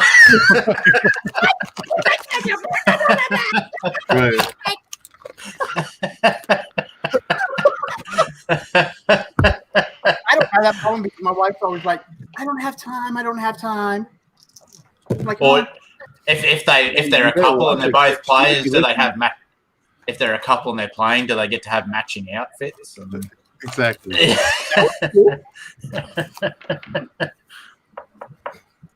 What's the next subject? Okay, next subject. Let me see here. How about players trying to outrule the GM? Sorry, I don't know the rules better. Ooh. Some people are serious. You've had to have experienced that. Rules lawyers? I don't know. Kind of like a rules lawyer, but they're right. I mean, they know the rules better than the DM. So I just pull the Gary Gygax. The rules are a guide. That's it. You're not rules lawyering me. Like, story trumps rules. The rules are a guide. Rulings over rules. Rulings over rules every damn time. Yeah. I was trying to kind of explain that, because I'm not really great at 5e right now. I just started it a while ago. I played maybe 8 sessions of it. Right. So I'm not I'm not an expert in rules at all. Some of the guys at the table, well, the one guy was the DM, but he didn't have time to do it anymore, so he found a different one. And then he kind of started rules lawyering him a bit the last session, and I'm like, I don't know if that's cool or what. So what I would do is, because I knew there was a guy at the table who was just more keen on every rule than I was, right? And my whole philosophy is I don't need to know all the rules. I just need to know where I can find them if I need them, But so what I would do was I would circumvent that whole argument process immediately. All right, I need you to keep the player's handbook open and this book open. So if we need to go over something, you're going to check it, because he's fast at checking them. He knows where to look. You know what I'm saying? Yeah. Take advantage of that guy rather than actually punish him or ridicule. You know what I'm saying? Don't let him. No, that's smart as hell. Yeah, don't let him punish your. Don't make it a situation where my rule is law, and then the whole theme, the whole feel at the table changes as soon as you do that. And I'm not saying you shouldn't, because you are the GM. Your final word is final word. But when you do that, it changes the atmosphere of the game and the people playing. So I like to take advantage of the player who's really good at that and say, okay, you're my guy. If I look at you and point, I say that you got to find that rule so there's no more debate, especially if I'm arguing with another player. Sure, but like the DM kind of has like something in mind and then the player just like, no, this rule totally like negates that, right? And exactly. And it kind of basically destroys the session. Yeah, that's why, like, when it comes to monsters and stuff, if I change a monster based on what I feel the monster should be doing for this story, and they say, well, vampires can't do that, I'm like, well, fuck you. Vampires in my world can. Yeah, you know I do that too. Like, there's players that own the monster manual or the DM's guide. They might know it cover to cover, and you can say, you know, a floating sphere with an eye in the middle and all these eye stalks, and like, oh, it's a beholder, it can do this, that, and the other. You don't fucking know what it can and can't do. Like, and I'm not gonna just go by the book because that's boring too. And if one rule is a big deal, say, look, for now, I'm ruling it this way. We can discuss it after the session and amend it in the future if we have to. Let's not waste time or get out of character. Like, you know, people can be in the mix of things, and then it just sort of like takes the energy away, and then now we're on combat. I've had to put players in the situation where it's like, look, really, you're really going to argue this right now? Like, this is what you want to do with everybody's time? You know, I put them on the table. That's what I was looking at, because I mean that basically happened at the last session I was in, and I'm like, I don't know who to go with here on this one, right? Like I'm not trying to take sides. I'm just saying, like, I don't really know who's right in this situation as far as what's going on here, because like he's the DM. And he told us, like, when he took over, he's like, I incorporate things from like different rule sets when I'm playing and whatever. And then the player is like strictly 5e like focused, right? So, but that's on that player though, right? Like, I mean, I guess the thing is on the DM too, right? Like the DM has to. DM said, "Hey, look, I'm going to pull in, you know, rules from different editions, and like I'm running my game the way I want to run." And then that player agrees to it, sits at that table, then he kind of has to abide by those. Like, he basically agreed to that. Like, I don't, you know what I mean? Yeah. Well, like that you know what, Bill? You're right, but in the moment, and it's usually like maybe 3 or 4 sessions in the moment. That player wants to be right. A lot of times it's not about, you know, it's like that thing, right? Like if you're being cut off on the expressway, do you step on the gas and get into an accident just to be right? You know what I'm saying? Like, so sometimes it's just that player at that moment. It's like, no, I want to be right now. Listen to me. You know what I'm saying? So that's why, like I said, I have a guy sitting by on standby, ready to crack that book open and say, this is what it says. And then I always tell players, I'm going to look it up. If I have to go into the book and look up a rule, I'm going to look it up, but I'm going to make my ruling one way or the other. Yeah. How I see fit. If you don't like it, that's just tough. You're going to have to deal with that, or we're going to have to discuss whether or not you're right for this game. Yeah. You know, and like, these are usually your friends, right? Like these are usually people you associate with, you see on a regular basis outside of D&D. And it's hard. It's hard to tell somebody that you're like best friends with, like, dude, you're being a dick and we're going to cancel game because you're being a dick. Because of you. Yeah. Right. You know what I'm saying? And I mean, it's happened. I've seen it happen. You know what I'm saying? And I mean, I've gotten into it, not with DMs, but other players. Like, dude, you literally like tried to TPK everybody. What the fuck is wrong with you? And he's like, oh, I was just messing around. I'm like, okay, well, we don't got time for that. I travel across the city to come here and play for a night that I don't have time to waste, and you just TPK'd everybody because your balls are itchy? Like, no, fuck you, man. You know what I'm saying? Like, that's what I'm saying. Did I hear that right? You know, 1 minute this guy's cool. The next minute he's like, you know what? I want to TPK everybody. I'm going to try some cool shit. No, bro. No. Well, I hate TPKs. And like as a DM of like the older, I guess, tougher editions, like there's still no need for it. Like you can do it at a tough adventure like the old super modules, like Temple of Elemental Evil. They're tough. They're tough, and you know the team, the party might die, but DMs who are just like, I'm just going to make this super duper hard and kill them. Like, fuck you. I reckon you ruin the game, and especially when you get first time players, they're going to go like, man, this game sucks. Not to mention, really, what was your goal? right? If that was your fucking Everybody goal, was. like, why didn't you just pick up strangers off the street and play with strangers on the street than doing that to the people you're supposedly cool with? Because now nobody's gonna want to fucking be around you because you're a dickbag. Well, Hayden said. So what happened? What? Like what? Oh, sorry. No, Emil says he got that stink/evil eye. Ooh. I think the DM, like how it worked out basically was like the DM just said, you know what, I'll let it I'll let it fly for now. I'm gonna do my research and I'll find out like a little bit more about that for like future things or whatever, and then we moved on. But see, like at my table, like, should he have to, like, if he's like, yeah, it's a 5e game, but does that mean that just because he's making decisions that aren't 5e rules, that a rules lawyer like supersedes what they're saying? You know no, what I mean? I think, and I guess that's what I'm saying. I don't think so. I think that if you agree to sit at that table and that DM has made it clear that, like, no, you can't.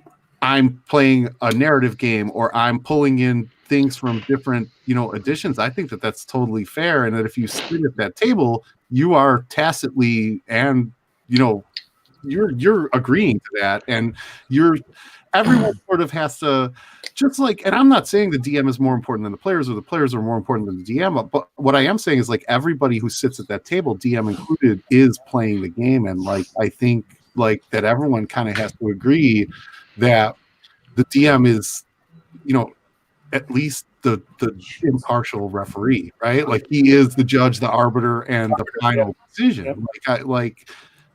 And even the rule book will say, the 5e rule book will say, that the dungeon master has the final decision. It doesn't matter what this book says, whatever ruling your DM makes at the table is final. Like, and that's kind of how I shut down rules lawyers, right? It's like, okay, well, here's the only rule that you need to know, right? Rule 0 is that the DM is always right. I don't, and you feel DM's always right. What? If you feel that I'm being impartial, and if you feel that I'm being unfair, and if you feel that like because I'm not, right? Like, I'm not. It's not like I'm out to kill my players. My point is that somebody has to be in control of the game. Otherwise, it delves down into chaos, and it's no longer a game. This is why I think I'm a big believer in session zeros. Not only just for character creation, just like, okay, guys, like, here's a printout of some house rules that I'll use that might differ from the game, and let me just explain to you how I DM. Like, I abide by the rules, but the rules are just a guide. I won't let rules interfere with, like, a good story or something that's happening. Unless I, like, totally get, like, a rule incorrect where the damage is wrong or something like that, then sure, look, that should be this. I've got no problem with that. Don't bog everyone down with the crap. Let's enjoy each other's company and play a good game. And if you've got a question about the rule, let's talk about it outside the session and we can sort it out. And if you just set, like, a nice level-headed thing from the very start, and they still act like dicks, well, I'm not afraid to say, well, you're no longer welcome. We're just better off not having you if you're going to go to that extreme. Yeah. What if there's a rule you don't understand, but one of your other players understand it better than you? Would you let him explain it to you? Sure, but not at the session. Depending on the length of the rule, not at the session. Talk to me after. See, I'm not even used to any of this because I'm used to playing with my younger siblings or my older mother that doesn't know how to play that well. See, and they're struggling to play with their own characters, or at least know their own characters. And then the other group that I talked about, DM4, they're all relatively new as well. So I mean, I almost would be thankful for a rules lawyer or even a rules half-ass lawyer. The only rule that supersedes Rule 0 is you can't kill your mother. So, like, I mean, you're out of the will. Yeah. Like, whenever my mom, I give my mom something, they're like, "What in the hell is that? Like, how does she have that?" I'm like, "You don't worry about it, okay? It's a magic. That's what she's got. She's gonna save your butt. Don't worry about it. She's got everything." So, like, okay, so one of my players, he's a DM in another group, And there's been a few rules I didn't completely understand. And he brought it to my attention and goes, okay, here's the rules. Read it real fast. Take time and read it to make sure you understand it. If you don't understand it, I'll explain it to you. I just have him explain it to me. And it makes sense after he explained it to me. But mainly damage on the rules. JD, like I said before in the last session, man, if you need time, you take time, but do it away from your session. You know what I'm saying? Don't do it at your session, because now you're not just taking your time, you're taking everybody's time. Yeah, and I felt bad. Well, that's something that like kind of came up with this, right? It was it's unavoidable. They made a chat basically outside the DM and wanted to discuss like, hey, what should we do? Because the DM came after the group was created. Like we had an original group, right? Mm-hmm. And so the DM was brought in because it was basically a guy looking to DM, and I have basically no problem with him. Like I'm not, I'm not sitting there like excluding him from a chat, but they're like, they're basically like, how do I approach this or whatever and stuff like that. And I'm like, well, first of all, like give the guy a chance. It's like the third session we've been together, that kind of thing. Yeah. But at the same time, I'm like, one of the complaints that in the chat was, well, it's really slow going. Like it's a really slow going game. And I'm like, well, to it, not that I'm trying to take sides or throw up a defense for the guy, but like not we, because I was getting a little irritated. I wanted to play, but people were like chatting. And I'm like, we didn't start till like half an hour into it. Right. And then during it, there was a lot of discussion around, like we were trying to like figure out how to lift this portcullis, and we had a plan, but people just kept talking around circles around it. And it was like, it was just like, well, how's that the DM's fault that it's taking a long time? You're making it take a long time because you can't zip it to move on. Yeah. So, but if you want to play that game and you want to talk everything out, then how's that the DM's fault the game's moving slowly? Like that's what I like to do in that situation as a DM though, like if they're taking a long time trying to, let's say, raise that portcullis. Yeah. And it's a considerable amount of time. I'll either do it mentally, I take a mental note like how long it's been taking, and something's going to happen.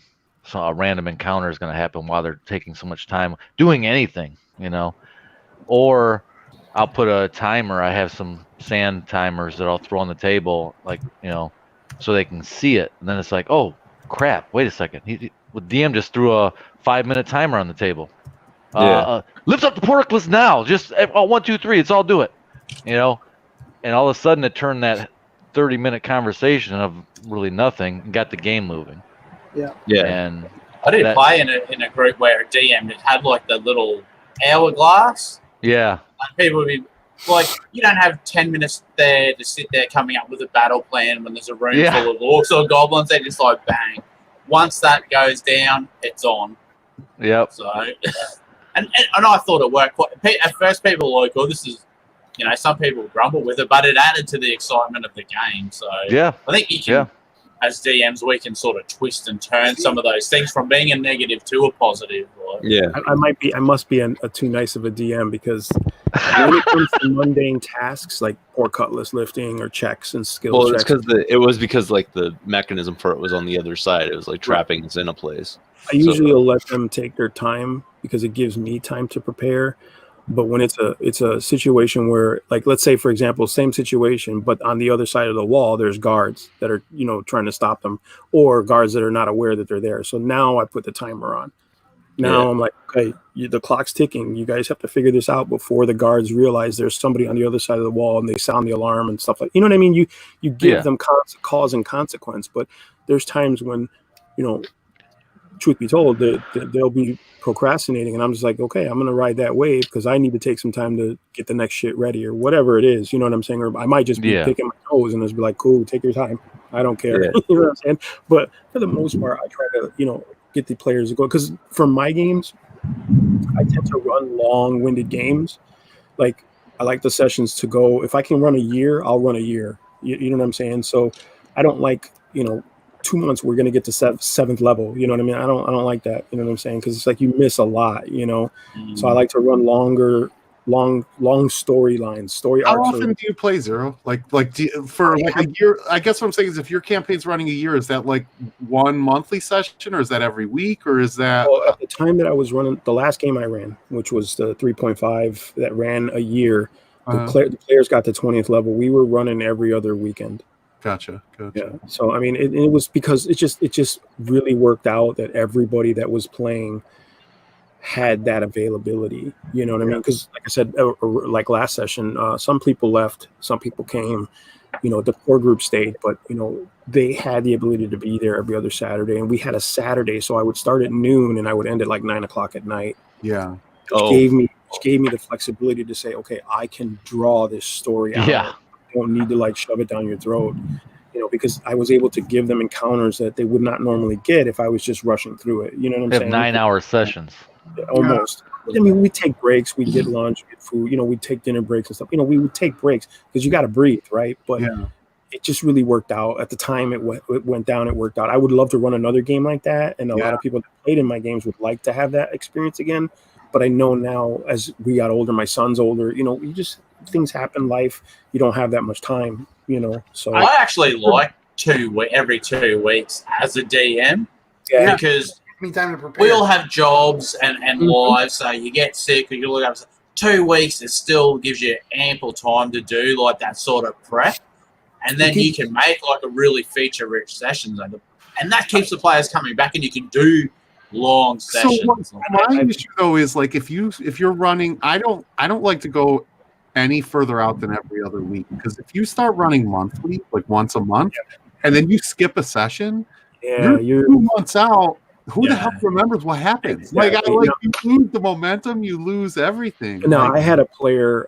He has ADHD and he's a little bit of Asperger's, and it was very tough with him. And I love the guy; he's my best friend. He's like, but when it came to Dungeons and Dragons, if it was not fresh on his mind, he lost track, and it was just really difficult because like every other week, and this was like every other week, I would have to recap. It was like a story, and like last week the players went to here, and here. So at one point I just got to the point I was like, listen, James, I think you need to really start taking notes. Yeah. Even if they're quick notes, something quick, just so that you for yourself can draw that memory. And like you said, if you stretch that time out, and I found it not just with him, but I found it with other players. If you skipped a week, or if you skipped like the 2 weeks, those players it was out of their mind. Yeah, I feel like the game falls apart because nobody, like, you don't get to carry sort of the drama and the tension and the momentum. Yeah. You lose it. And every other week, I had the players coming back like, I'm ready. Let's go. You know what I'm saying? But I would do my best, pace the game to leave the session at some sort of cliffhanger in one way or another. You're like, all right, everybody levels up, you all go to sleep. It's just one of those things. It's like, well, there's nothing for them to the memory doesn't sink in, Unfortunately, with my schedule, I might be able to hit a couple weekends in a row, or if we play on Monday or something or whatever, I can play a couple Mondays in a row. Right. But my schedule will loop around, and I'll work a month of Mondays. Oof. So like I just had my other group ask me, like, are we playing this Monday? And I said, no, I'm working. And when's the next time we're going to play? That is sweet. So we have like kind of an alternate plan when that happens is like, for instance, next week our DM's busy and nothing we can do about it. So our alternate plans, we're just going to play like some, board games. Like, Oh yeah. Oh yeah. so like the last time we played Hero Quest, But as far as like they're saying keeping that story arc going, I told them it's going to be next month, end of next month sometime. I mean, I'm working Monday, I'm working a lot of overtime right now, so I've had multiple players away. I can do like just freeform something, or just run a one shot, just a game, sort of thing. No. It sucks, but every 2 weeks is like about the optimal for me, because like between me and my partner, we've got, some of you seen on Discord, 6 kids and another one on the way. So 1 week there's not many kids here and it's quiet, and then the next week it's like there's like a tribe of kobolds running around, like just destroying the house. So I just have to manage it, and that's the only way I was able to do it, was every 2 weeks. But the 2 weeks gave me a lot of time to really get that content, and I get maybe going back a little bit to what we expect from players, and them to not fuck ass around when there's combat and that sort of thing. Playing with a disorganized DM sucks just as bad. Oh, here's an encounter, and then they don't know what their creatures are doing, or they don't have the counter design. Again, you use the 5x3 cards or whatever. It's an invisible book. Yes. Yeah. Holy crap! Too early for magic items. How's he do that, Zero? Magic. What? You doing that? Name. It also says tech support in the group. So I'm tech support. So I just rolled on our chart here, and I'm thinking. I mean, to keep it moving here. Homebrews. Does everybody use homebrews, or do we all? I mean, I know Bill. I know you use modules, and I know I've used a couple. Not really. I almost very rarely use a module. If I do get a module, it's just for fluff for the rest of it's inspiration for the whole group itself. I just modify modules. There's credit to them because there's like I said with the Forgotten Realms players, the Forgotten Realms manual, there's so much framework that I just have to fill it in. So with modules, I feel it's the same thing. Like they give you so much framework, you just got to fill in the blanks. Yeah. I chucked a picture up in the Discord, and this is one thing I believe: no matter what edition you run or play, the material from every other edition is so useful. And like everyone knows the Volo's Guide to Monsters for 5e, but for those that don't know, for like AD&D, there was a series of these books all around Forgotten Realms, and they're chockers with so much stuff, like just bars that he went to, or taverns and ratings for them, and there's NPCs and stuff on it. So you can homebrew, but still, there's no shame. Yeah, cherry pick what you need. I'm totally into the homebrew thing. True story. I actually used some monsters from War Machine, which is a tabletop game, right? Yeah. It's a steampunk tabletop game, but they created some rules for 3.5 for some of their monsters, and they're steampunk mechs, So I was using a monster from that game. That's when I was telling you guys last week. It actually almost killed the cleric because it was a monster that was craving like holy energy. So the cleric's like, well, why was the monster really coming after me? Why? Well, because you're the only cleric in the group. That's what was it? JD's cleric that doesn't heal. So he probably wasn't interested in JD. Started. Yeah, he was like, "There's no healing powers here." Got nothing. Flame Tornado. That's his name. Oh, I don't think Grim knows about him. Okay, so basically, in Cujo's game that hopefully we're going to be playing soon, I made a Forge Cleric in 5e, perfect for a dwarf. It's all about making stuff, and they get a buff and everything. But no healing. The way I got him built, no healing whatsoever. Yeah, right. He's like a battle cleric. It just blows my fucking mind. I can't put those pieces together. He doesn't even have any. It makes it interesting. He doesn't have any healing potions or anything. Oh, nice. Yeah, nothing. You're an anti-healing cleric. You just do he's not repair it. I'm going to see if I can find it. Reverse healer. Hey, you're dying. Do you need a hammer? I can give you a hammer. I'll put one for you, okay? I kind of need some health. How about I smack you in the head? I mean, all I have is I have a shield. How about a shield? You're gonna be like mage. You're gonna be like Major Pain. They're bleeding out. They're like, "Oh, I've been shot." And he goes, "Just give me your hand. It'll take your mind off it, and then break their finger." Yeah, here, bite on this real quick. I'm about to hit you, everyone. Oh, here we go. Let's see if this works. Who did we lose? Lost Bill. But he'll be right back. Okay, so I don't know if hopefully you can see this. Here he is, right here. Oh gosh, we're gonna see the unhealing cleric. With a force domain. You got minus stats, minus on dexterity, minus.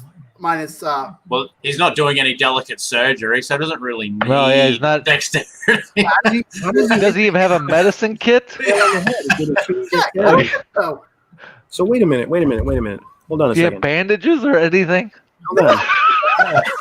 Are you gonna forge the bandages? Wait. This guy's a cleric that doesn't heal. He's a forger, which means he uses his hands, right? That's with a to forge, dexterity. How does he even work? He can make stuff. It's just really shit. He's just like really brute force, just like Hulk smash. My attacks. Okay, so bonus action, spiritual weapon, armor strike, inflict wounds as a spell, and my warhammer. Yeah, inflict wounds. Oh, you're on fire. Let me put that out. Bang, bang, bang. I didn't hear you, son of a bitch. Yeah, I can't wait to kill that character. See, that's one of those That's one of those fun, challenging characters right there. Yeah, he's gonna be really fun for a while.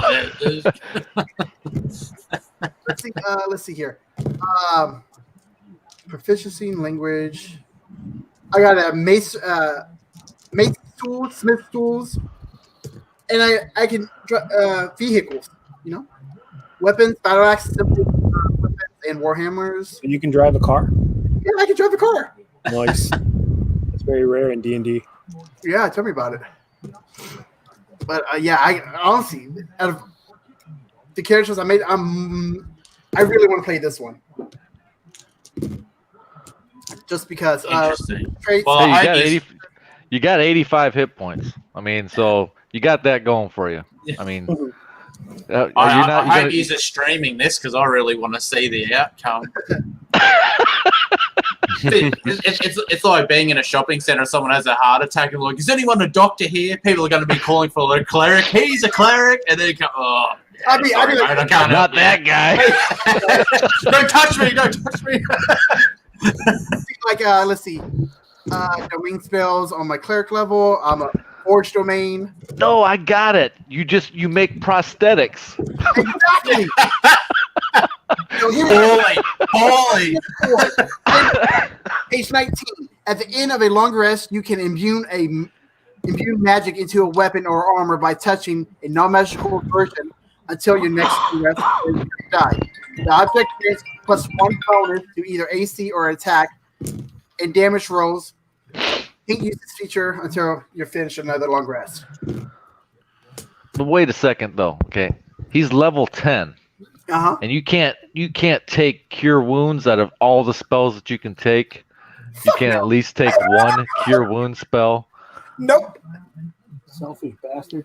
Holy crap.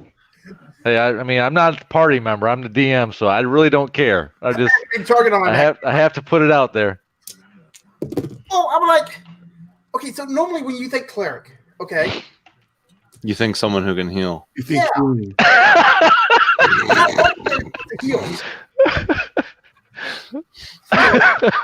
Medicine. Only medicine. Battle cleric.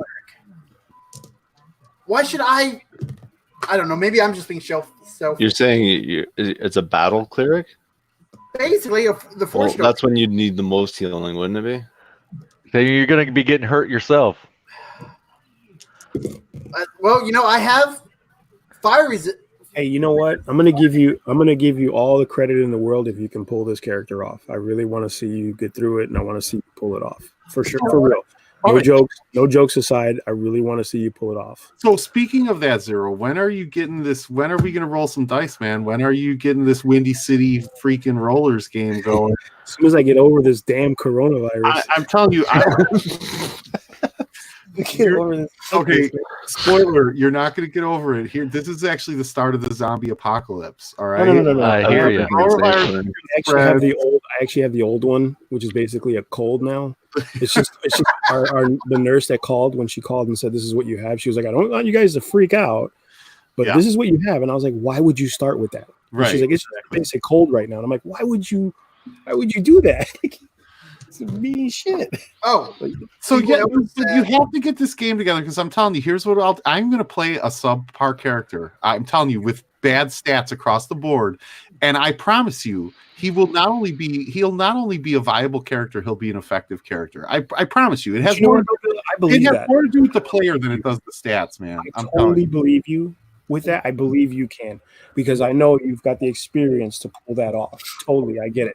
I'm just saying, for JD's sake, he's a new player. I really look forward to seeing how successful he is with this character. You know what I'm saying? Like, I get it. I Valid. Totally. He can have bad stats, but he's playing a character that doesn't even make goddamn sense. Well, actually, he's playing a character that is just pissing off the rest of the people in the party. Like, dude, you just, had one. Like, you had basically one, just don't say you're a cleric. Yeah, you had one damn job. Like that one guy. Isn't that me? Yeah, right. Well, you had one job. Well, especially because like the rest of the party is like, oh, do we have a healer? Do we have a cleric? Yeah, we do. We have a cleric. And then, like, about that. We need to talk. I'm trying to free you guys out. You said you wanted a cleric. You didn't specify what kind of cleric. Well, thank God that each day that you wake up, you can prepare your spells for the day, and maybe you can change your mind. And hey, you know what, guys? I prepared a healing word or a. I got Mindy. Wait, nope, never mind. Oh man, don't even get me started on healing word. Healing word pisses me off. I know it does. Oh God, man. Oh, that makes me angry. Oh, it's superhero D&D. It really is. Come on, even you guys. Come on, even hardcore 5e players realize that healing word is broken. I don't know what it does. What does it do? It gives you. It basically gives you a healing at a distance as a bonus action. It's not you don't have to touch anymore. And but it only gives you a D4. So you can attack and you can heal at the same damn time. Like, it's bullshit. Like, no. Wait a minute. Wait. I didn't realize that my cleric has healing word. I was using it as like a spell. Wait, isn't there a 6th level? It is a level 1 spell, but it can be cast as a bonus action. So you can't cast a spell. So your main attack. You can't cast a 2nd level spell and a 1st level spell. No, but you're only allowed to. What I'm saying is you can attack. So your action can be an attack, and your bonus action can be a heal, and you don't even have to touch the person. Like literally, they're across the room, and you get to heal them. It's the whole. I was going to say though, isn't there a spell like that in 3.5 for clerics? But it's like higher level. There's one. It's like healing hands. It might be the same spell, but it's. I don't think with cure wounds you have to touch them either. Cure wounds. No, you do. With cure wounds, you had. So the whole point with a cleric was the reason I think it's OP anyway is if a party member drops, you have to maneuver. You have to get over to them, right? Yeah. Like that's the whole point. Like with this, hell, you don't even have to break off your attack. You can attack, and then as a bonus action, you can simply heal. Boom, they're up. Up. That's crazy. Yeah, that is crazy. But you can possibly only get 1 hit point, and they're right back down. It's only a D4 hit points. It doesn't matter. So yes, it is OP in that sense. It's broken. But probably is it right is back it a down. D4 plus your modifier? Yeah. It might be D4 plus your character level. Actually, I was looking at mass healing word. It's unbelievably broken, and I hate it. I hate it. So yeah, right. Yeah, I got it. It's a must-have spell. Action, though. That's I'm old school. Healing touch range. I need to lay hands on you. So basically, I could attack and use that in the same. I mean, basically, you just want to have a wizard or somebody that can get a familiar that you can cast cure wounds or through your familiar, and the familiar can go touch the other character. So it's kind of the same way. I mean, that's how 5e works with their touch spells. Last set. My wizard used his familiar to cast shocking grasp on the guard. I'm like, what? That's old school, man. That's old school cliche. Yeah, in AD&D, like there's a magic hand, which is like a spirit, like a hand that comes out. So you can load a touch spell onto that, and then just send that to touch and actually do the spell. So it's like I don't know, like a grenade, grenade with a spell in it, bang. Go, Oh, he got go. it too. I'm like, oh, dude, that's The moral of the story is, Canadian, if you're not doing that, then you're doing it wrong. Like you need to attack and use it. I guess what I'm saying is if your DM is allowing it, if it's a valid spell within, in the game and nobody has called it out as broken, then I would say take advantage of it. Like, so yeah. Healing word's gonna suck. Like for if like your barbarian took 35 hit points, or 7 hit points, but he's got 85 more.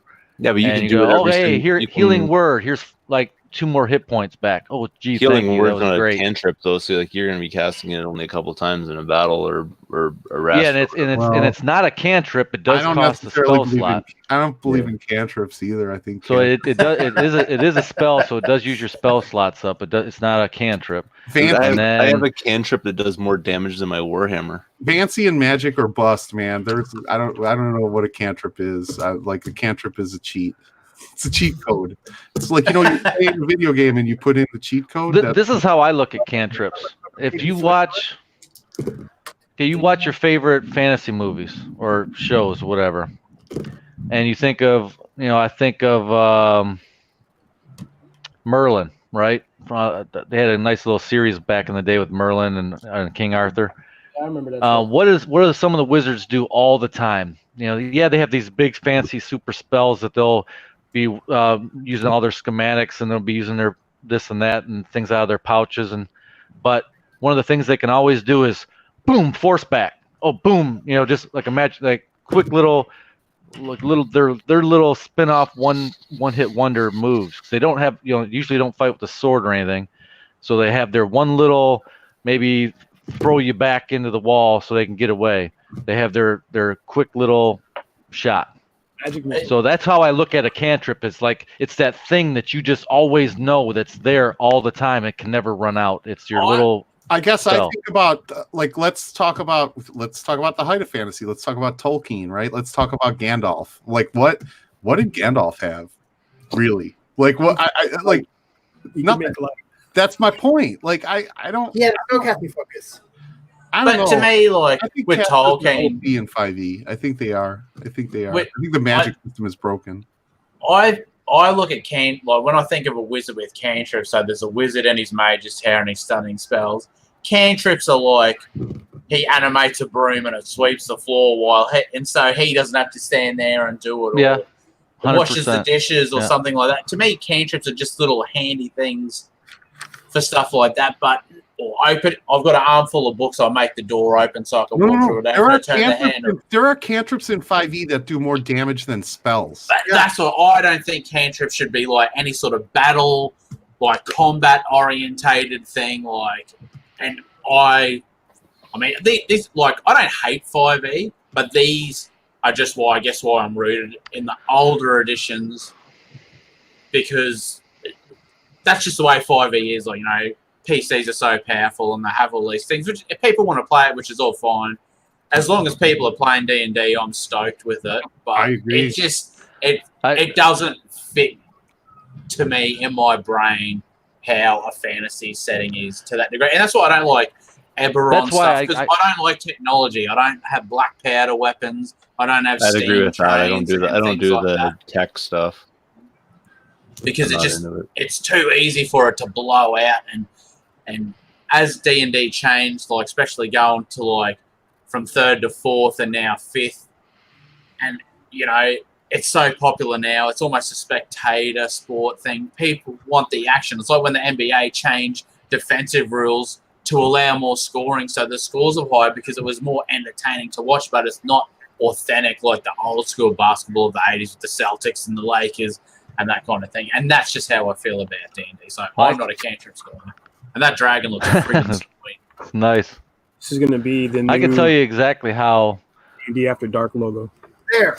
I would like to play the older editions just so I can get refreshed on how hard it was. Lacking it is of like what we're talking about with cantrips and just the way the game is played. But I don't rule like stat wise, because I can tell you what brings everybody into 5e. because I mean I've been playing it. It brought me back into it. I played 3.5 a little bit, not enough to really sink my teeth into it as good as I had a lot of the books. I mean, 100% a lot of the book. Why is easier fun? Why is it fun? Okay, for example, no. I'm like Zero just said.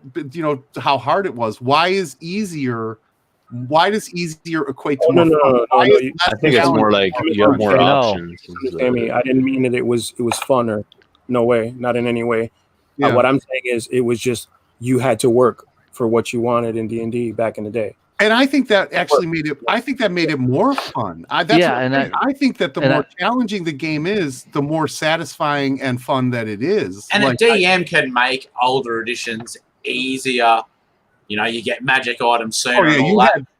There are tons of Monty Hall DMs. Like there are tons of Monty Hall DMs. And I don't hate on the whole 5e thing where people go online and look up character builds that be powerful. I mean, you see how much stuff they printed for second ed. So these handbooks, for those that don't know, are full of kits, which are basically customized build that have extra abilities. There's one for every character class.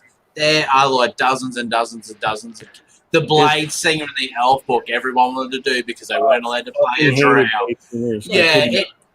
So you can let players min-max, but I believe first or second ed with just the 3 core books can do so much and a rewarding experience without needing all this extra fluff around your characters. And you know, if it's easy for your character to die, you're going to think about it a bit more before you just kick in the door and charge in the room. I agree. I think it encourages RP. I think that's what I'm saying. You're not relying on this. You're not relying on the stats that you have on the page. You're relying on your skill and ability as a player to think through a situation, to formulate a plan, and to work together as a team. That to me is what role-playing games are about. So with that being said, what's the appeal? Like what? So you were just gonna say like what the appeal is then of 5e. So what is the appeal? I think the appeal of 5e is that there's way more option within what you're doing. So if you have limited options, then and I know you're gonna say you can role play and blah blah blah, but I'm saying like, you know, with those cantrips or whatever, you can use them in what combination and that kind of thing with all the bonus action type things and that kind of thing. So you can really mix it up. So it's not just like, I hit it with my Warhammer. Yeah, I hit it with my Warhammer. Yeah, I hit it with my, you know what I mean? Like there's more to that. I'm not fully defending it with that. I'm just saying that's kind of an idea. Like that's valid. But what I would say to that, Canadian, is that if your whole concept as a player, if the only thing that you could come up with is that I hit it with my Warhammer, then that's kind of on you. That's not on I don't know that that's necessarily on the abilities or the stats that you have. I think, again, I'm not talking about stats. I was just talking about kind of back to that cantrip idea. I think no edition is insulated from that sort of just like lackluster doing the same thing. Like I actually ran a 5th ed campaign for a year. So I actually had all the 5e books. I only just recently sold them because I decided I just want to go back to what I love more. Yeah. But I ran it for a year, and it's like the meme. I'm sure you've all seen on Facebook. It's like the Warlock or whatever, and there's the Simpsons things, and they're like, "Go on, say it." He's gonna say it, and then it's like Eldritch Blast, and they're all like, "Yeah," because that was at every fight, bang, bang, bang. Yeah.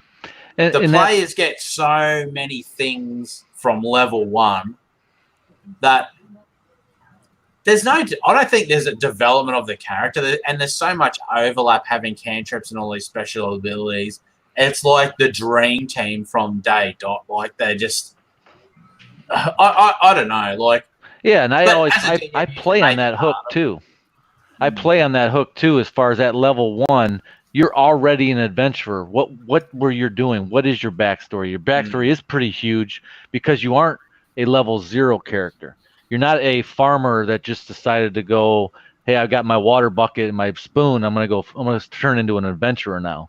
You're not starting off with scratch. You're not starting off with, hey, I got some leather boots that are like got a hole in my toe and I'm going to go out there and start fighting. You know, that's what I feel like AD&D is. It's like It's, where 5e, the characters, like you said, they're already developed at level 1. They have so much. But, okay, now I'm going to make you role play. How did you get there? What did you do so far? Which is why I love... Where are you going from here? Why are you going from this level? And why did you come together with this group and push them to role play these already superhero type characters? Which is why in any edition I love getting, well, I guess it's a thing when you say we want from players, a backstory. I don't need a 20-page opus on your motivation and what your hobbies were when you were a kid.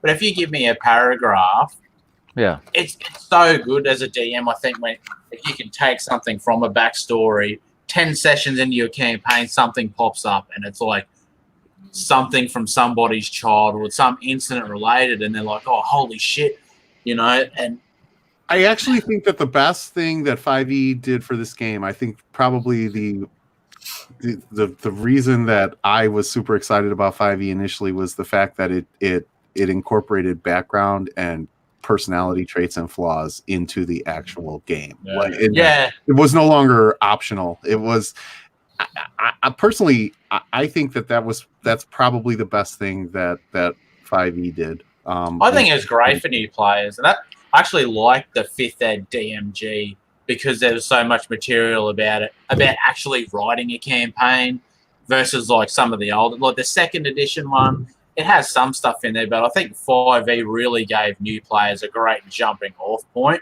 But I've just ruined. We played the older stuff. I like it. I like it better. But if new guys come to play 5th, go for it. I actually think that the AD&D DMG is the best DMG that's ever been written. The 1E1 is the best. Yeah, the AD&D DMG is the best. It's honestly, it's the one book that I use throughout whatever edition you're playing. It has so much.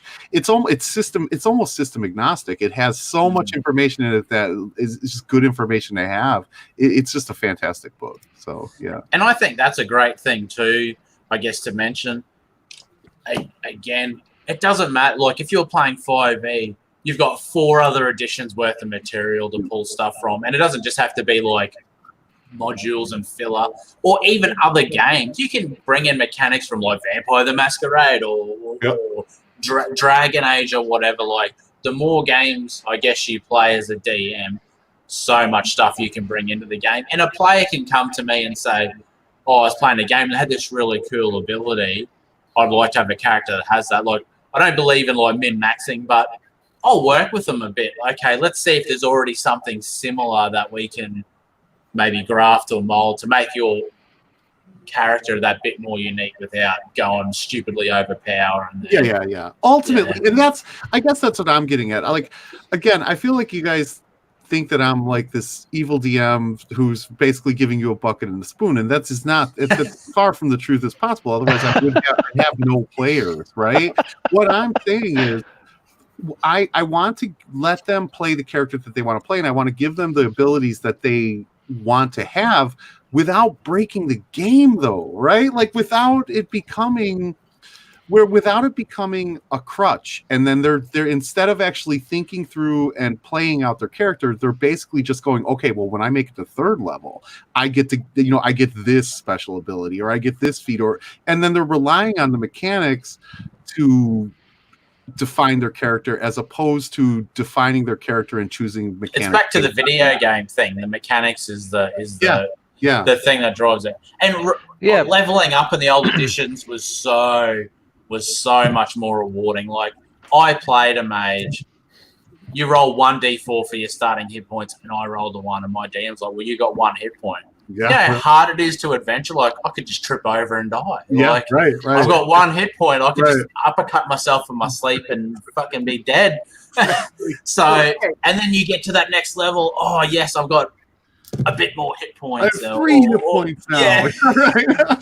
Like, when I DM AD&D, first level, I let them just have max hit points. And they're like, oh, awesome. It's like, yeah, you're a mage. You have 4. Right. Like, be careful. Right. But, back to the homebrew. Okay, anybody play Crystal Straw? I'm sorry? I've never played. I didn't hear. Actually, I played the original Ravenloft one. But yeah, I played the original Ravenloft, and I played one section. Background called the Dark One, and basically I twisted it because my player wanted the Dark One background. I'm like, okay, fine, but I want complete control of it. He goes, what are you going to do with it? I'm like, trust me on this. So basically, every now and then, it's kind of like he's possessed. Like every now and then, I'll have his eyes go black, and he'll like the other players will just see him like talking to himself. And honestly, I got some. What's He's the end watching game? right now. I got some things like he gave me full control of that background to do, and I basically brewed that from that. So basically, right now he's battling himself to keep control of his body. I mean, I like stuff like that. Like, I guess you can't let a backstory then overshadow the actual campaign and that sort of stuff. But if it enriches the character and like the experience for all the players, like I ran a game and one guy basically said, I've got Tourette's. It didn't affect the gameplay a great deal, except they were trying to hide. He didn't roll a 20 and he screeched out or whatever. It made it a bit more interesting. So I personally like things like that. But I'm sorry. I don't mind it as long as it doesn't break the game. You know, like you said, it doesn't interfere with the rest of the game. It's fun. You know what I mean? Go for it. You know, quirks are really cool to add to character development. You know what I'm saying? And it's, you know, as long as it's like one of those things where the player's like, well, I'm this, so I cannot save you. So I don't like that. And then you start breaking. I'm going to pick the most obscure, stupid thing and then define my character's whole existence around that. Like, no, you're not. Like, what I did with like, I mean, that's what makes my character fun to play, though. Is like I'm like a not mass, was it sadist or whatever? Like where you're like basically beating on yourself, like take a beating for like other people. Yeah. Like that's the nature of the kind of cleric that he is, right? Like so he takes. Like I think I was explaining it last time, but he has a holy symbol. His holy symbol can heal someone for 1 damage, but you gotta take 2. You should give that to it's a criticals cleric. Yeah. Hey, I picked it. I had mass cure wounds. Okay. Yeah. I went ahead and took cure wounds. Okay. The wounds that you inflicted. Yeah. Well, I'm just going to heal you so I can beat on you some more. You should team up. Sneak attack for 15. Lay on hand for cure you for 15. But I mean, that's what makes him fun to play is that he has like that quirk makes him interesting. Like he'll heal a bad guy to keep him alive after you've defeated him, kind of thing. That's creepy. But that's what makes the game cool. That's the whole thing. Like the weird character flaws, the weird like that's what leads to role play. Like yeah. Okay, the point capable of carrying on that quirk. You know what I'm saying? And again, not using it for a stat boost or just solely beneficial. You know what I'm saying? Like when it becomes a thing, it's like, well, I only picked this, so it would be completely beneficial to me, but I'm not going to play the quirks. You know what I mean? It's like, all right, well. Right. Or like the people that have like a low charisma. Oh, I've got a low charisma. You don't just have to be ugly. Like you could just have like your ears have been sliced off or something that's odd. Like make it a little bit different. And then if your ears are missing, why? It doesn't just have to be I'm just like butt ugly. I could have been handsome and had acid thrown in my face or something like. Yeah. So I have a question. So for him to keep control of his body, I had to make a strength check against the force that was trying to take over. Should have been a will check. So make it a will save. So right. Why was it a strength check? It's not a physical, like it's not a physical being. It's like an incorporeal being. It's like it's internal. It's internal. And you're mentally battling with it. Yeah. Well, he was like fighting. Well, the Dark One wanted to kill this guard, and he didn't want to. Right, so it would be like a mental. It would be an internal battle, not an external battle. It's like the Incredible Hulk. It's Bruce Banner and the Incredible Hulk. Like, don't make me angry. Like I'm trying to. You wouldn't like me when I'm angry. Yeah. I met Lou Ferrigno. He's awesome. I got his autograph like hanging up right here. It's just he picked up. It was so funny because he just got back from lunch, and he picked up my daughter, put her on the table, and started just tickling her and stuff. I'm like, creepy. That's what I would say too. Oh, who said that? I always. I'm about to kick the Incredible Hulk's ass. he's like that.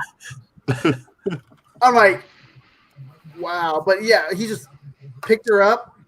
Well, he asked though too, but after he asked, picked her up. I'm like, are you talking about Lou Ferrigno? Huh? Are you talking about Lou Ferrigno? Yeah. I thought you were talking about your player character. Reading the group, I was like, wait a minute. I met him once at a convention, and I went to go shake his hand and get an autograph from him for my mom because she was a big fan of his. I swear to God, man, this dude stood up, he grabbed my hand, and I felt like a child. I know, right? His hand was so big. He was like, that'll be $20. I was like, oh, I'm getting jacked by Lou Ferrigno. Take 30. He took my money. I asked him. Can you hear me? I didn't have nothing for him to sign. Yep. And after I paid, I'm like, Joe, hold up. he's right. Okay. Yeah, I can hear you. You're a little low. Yeah. All right, hang on. All right, guys. That is freaking awesome. Yeah, that is. All right, can you hear me any better? Cool. We need shirts. We need shirts. All right. Before I go, because I don't have much time left on my battery, and I got to go to work tomorrow. I just want to touch base real quick because I have in front of me on my tablet all the cantrips. To get back on that subject. He's like a dog. No, I never really got to touch base on like what people like in 5e. What I guess I like about it too, if I were a player character. Let's say you are that wizard mage and you rolled low on your hit points, but I wouldn't give you a 1 or let you keep a 1. But you're level 1, you got a few 5, 6 hit points. You've got a couple level 1 spells, and in 5e you got about 3 cantrips, and you got to pick them wisely. A lot of the spells are non-damaging. Now, if you want to be an asshole wizard and pick 3 damaging cantrips, you could, but you're talking about almost all of them are melee. So you're that weak wizard that's going to have to get right up into hand-to-hand combat and whack them with this spell that's going to do 1d8 damage. And if the ones that are at range are usually, you have to roll 2 hits, so you have the chance of missing, and then the low damage amount. So what I'm saying is, if in a lot of people in 5th edition are very combat focused. They're very, what can I do when I see monsters on the board and I want to attack the monsters? When are you putting the orcs on the table? Because I want to kill the orcs. Okay, now it's a wizard's turn. Oh man, I only got a couple spells. I better save them because there might be a big boss later. I only have these spells. So, okay, I've got a dagger.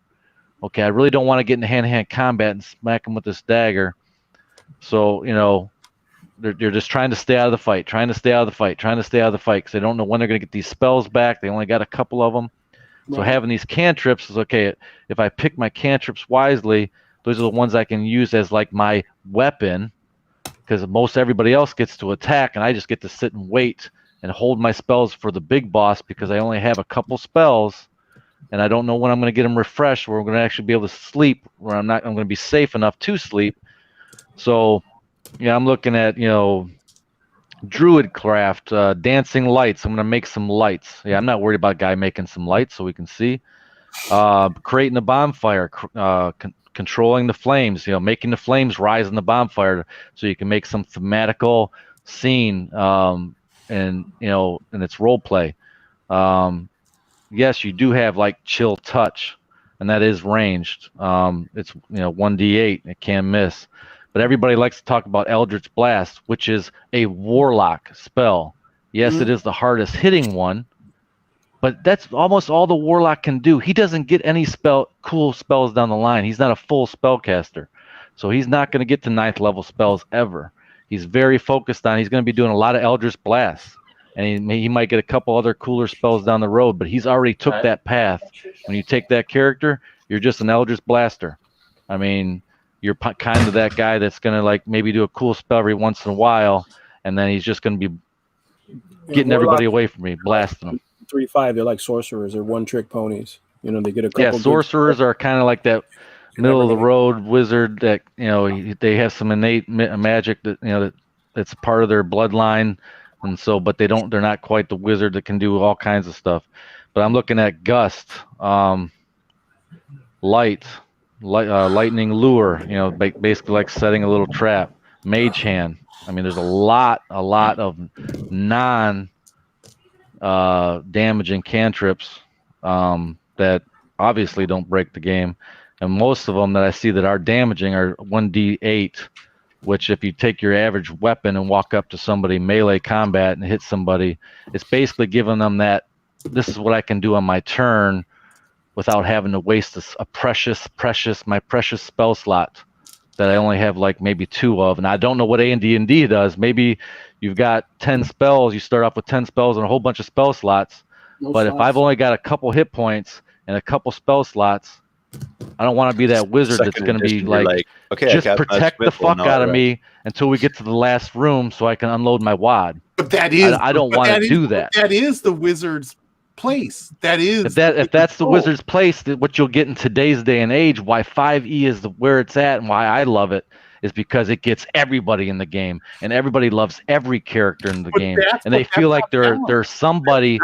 They feel like they're somebody from day one, from room one, all the way through the whole thing, and not protect the fuck out of me, because then there's a whole lot of races, or not a whole lot of races, but a whole lot of classes that need to be protected.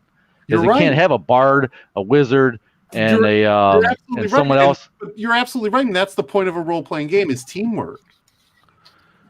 Yeah, I guess that's what I'm saying. 5th edition brings more versatility to a party. It brings more versatility to, like, you know, hey, I really would love to pick a spellcaster, but well, shit, if everybody else, if nobody's going to be a tank, then we might be in trouble. We might need, and I would think in AD&D, it's super 100% important to make sure you don't have more than one wizard. I mean, if you have more than one spellcaster or more than one weak class with hit points, you know, low hit points, you're going to be really in trouble, because you're going to be playing back to back. Okay, get the wizard in between us, because if he gets touched by one spell or one skeleton, we're done. You know, we need to keep him alive. But if the wizard does survive, he becomes one of the most powerful characters within the game. No, I agree with that. I 100% agree. It's risk versus reward. Like you don't get, you shouldn't be able to pick a character that's going to be the most powerful character by the end of the game, and be super powerful and viable in the beginning. That's the risk versus reward. I'm going to risk being a wizard and be legitimately made of glass and die on one hit. But they still die in 5e. But if I survive, I'm going to be, quite frankly and legitimately, the most powerful class in this entire game. The wizard in my campaign right now is should I strong, right? Should I paint this up to this point red, or should I just make this all bone? All bone. I would say red. Red, right? Like partially pinkish, yeah. Here, yeah. And then the horns start back. Okay. Like he's picked. Like, I'm not Cujo, man. I'm saying, like, if 5e is your game, 5e is your game. I'm not. No, I'm just explaining. I'm just trying to explain it. Who, like, you know, what anyone should play. I just think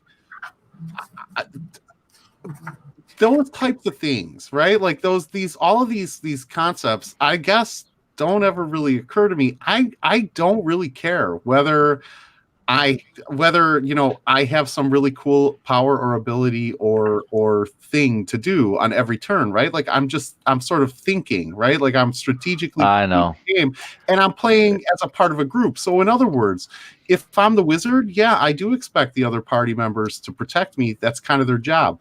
And if I'm a frontline fighter, if I'm a tank, and yeah, it's my job to protect that wizard. Like that's just kind of how I guess how I think. I see exactly how you're seeing it, but I'm just trying to explain it from a today's day and age, who's playing 5e right now, and the type of players that you're going to run into. Is the video game mentality, but not all the way. They're coming back to role play. Yeah. That's why 5th edition is cool, that it's got some role play elements in it. It's got some old style elements in it that gets people with their backgrounds and gets people in the story, and people want to keep their characters alive because they feel like they want to have this cool story arc, and they keep coming back every week to develop their characters, and they like it. And you can tie in their backstories to the storyline, and that's really cool. But they also do like, from what I can see from my young boys to even my mom to these other the other groups all in their 20s, they like when the action hits the table. Okay, they're about the tactics and where to go and how do I, not like number crunching mathematical. I got to make sure I get the sneak attack damage in. I mean, she forgets that half the time anyway. Right. But it's the fact of like how we fight this, and I mean, I constantly put them down. I mean, I put the bard down every single time. So they're still strategically trying to play the game. They like that part of it, but I think they would, and I can see that they would hate that I don't have nothing to do this turn. I have, they even feel drained once they do a bunch of things. They still like, okay, okay, I think my turn's done. Yeah, I guess I'm done now. I don't have anything else I could do. One arcane tradition for the wizard better is, oh yeah, that looks good. It's definitely the red's got to go all the way back. Yeah. Well, the horn, that's where the horn starts. So that's usually, I'm going to change it to I'm going to make it like a bone color. So yeah. Play singing in Sorkos. It's one of the traditions, and that wizard uses swords, such as rapiers. That is freaking strong. Like my player that's watching right now, that's what he is. And golly, it's like, I don't know what to do. It's like, don't talk about it right now. He's watching. Like I would agree.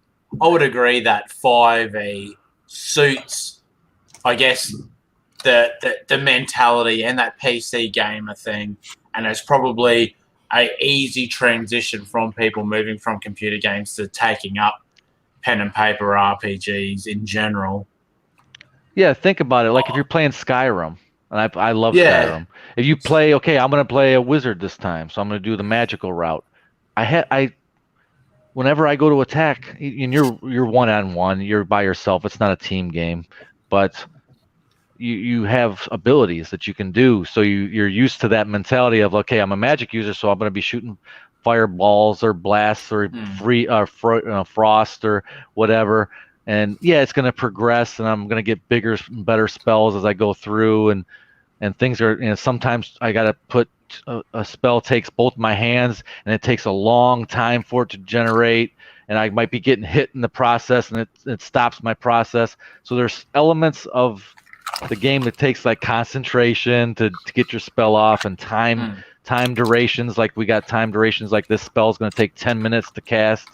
So yeah, maybe not that long, but you have some video game elements when you're playing games like that, but you don't ever have that weakness of, I have nothing to do but protect me until I get to higher levels. But okay. So here's, and I guess this is maybe okay.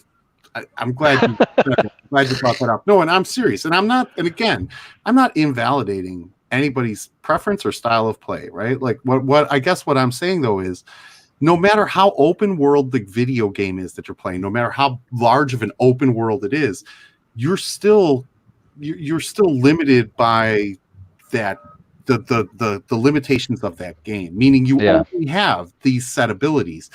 In D&D, the whole point of RPGs, the whole point of tabletop role-playing games is that there are no limitations. What I'm saying is you keep going back to, I don't have anything to do this round. I don't have anything to do on my turn. Your turn doesn't have to be an attack. Your turn doesn't have to be an ability.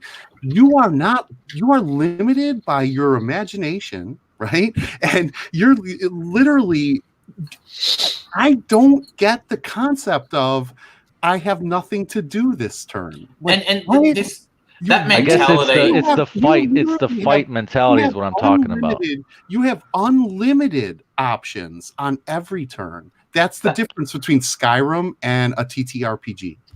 That mentality of like I've got nothing to do, or my character, like people defining the worth of their character solely by what numbers are on their character sheet and their abilities. It's happened in all the editions, so it's not just a 5e thing. But so I think as DMs, we are in the position that if we have players like that at the table, well, I'm going to run my adventure where I'm going to play to your weaknesses. You're not going to be able to like rest on your laurels and I can smack down anything that comes my way. I'm going to put you in situations where all those spells or cantrips and stuff that are on your sheet aren't of use or immediately obvious. So you're going through, there was one like a fire. Like that's not typically an offensive spell, just raising the flames. But, if someone's got a bucket of grease and they like throw it across a thing and they're getting chased, the next thing, you can turn things into offensive weapons. Yeah. So I want players to not just go, well, I can do this much damage with this, and then my free action lets me do this, and blah, blah, blah. Exactly. You're never limited to, like, a video game limits you to, okay, I can either press A, B, C, or D, right? Like, I can either attack with a spell or I can... That's not what TTRPGs are for, at least in my opinion, right? Like, that's not why I guess how I'm looking at that. Like Skyrim, like, because I love Skyrim, right? And there's a reason, like, I love Skyrim for the fact that it is Skyrim. I love TTRPGs because it's a collaborative effort, and it stretches my mind and it makes you think on your feet, and it's challenging, and it's like, I love role-playing games for the exact opposite reasons of why I love Skyrim, right? It is a social interaction. It's a social game. It forces you to use your mind. It forces you to think outside of the box.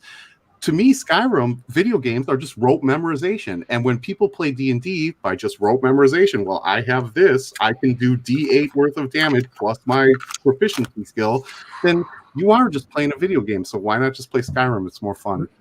Well, like my player, because when it comes down to jump out, I'll talk to you later. All right, Canadian. Thanks for joining us. When it comes down to combat, that's basically what it is. Most people want to play combat, and once you roll initiative, sometimes it's hard to get out of combat. You can break it. You can kind of like throw your hands up. I want to give up. There's different situations. There's where the enemy can just know that he's got you. And on your heels, and say, hey, you can, as a DM, go, hey, all right, he's holding a sword to your throat, but saying, hey, you guys gonna throw in the towel or whatever. But usually, once initiative is started, most people start going, okay, what can I do? What are all my abilities? What can you can get creative with maybe some of the items you have on you that you bought, or in your equipment checklist, whatever, but you're still, again, you're going down your sheet. What do I have on me? Got to get creative. And then there's the speech to get creative with. Am I trying to talk my way out of it? Okay, I went down, I've looked at all my equipment. I have nothing I can really do that's going to be fancy to try to do anything with this or do damage, or because we're fighting now, we're in a fighting sequence. We know that it's hostile. Maybe these are monsters. There is no talking with them. So you throw talking out the window. And then you say, okay, well, I look at my dagger. That's not really going to do anything. I don't want to get close to them.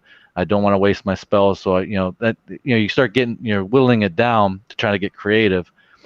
But I guess that's where it ends up getting to a lot in most of the games I play. Is you get into that combat. What can I do? And I think that's why 3.0 came out, 3.5 came out, 4.0 came out. And 5th edition still has all these different stuff right off the bat, because it's like you said, it makes it easier. It's kind of the creativity, because you have all this stuff at your disposal, and it gives you those ideas. Now, yes, I still like everybody to get creative beyond that, but it gives enough people enough fruit on the tree, because a lot of people aren't at your caliber, what you're talking about, and what you expect from. I'm thinking of the people that played that game or grew up with AD&D or even second edition. I think today's day and age, they need more fruit on the tree, and then it's up to us to get them to keep going. And still, I push my players all the time to get creative. I say don't look at every combat or every combat type of situation as a combat. Yeah, you can kind of get away from it. You can go around it. You can do other things.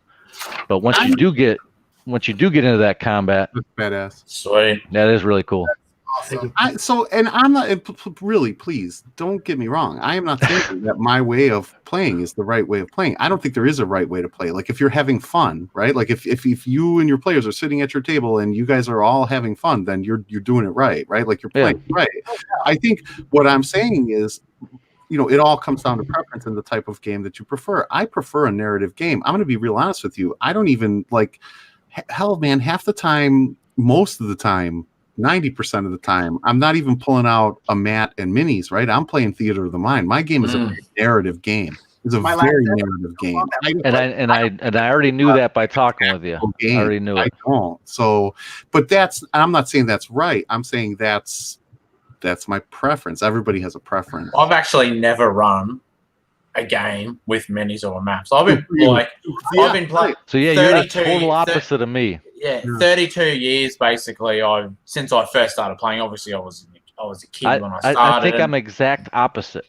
Yeah. I've never ran a game without terrain and a map and something going on. And that's a preference, right? Like, I mean, there's not like right or wrong or like, right. But I've got it like a campaign. That's the get. I've played with both without maps. I played Theater of the Mind because we started back in the 80s. And I developed the interest in miniatures outside of Dungeons and Dragons, and that's what brought my interest of it into Dungeons and Dragons.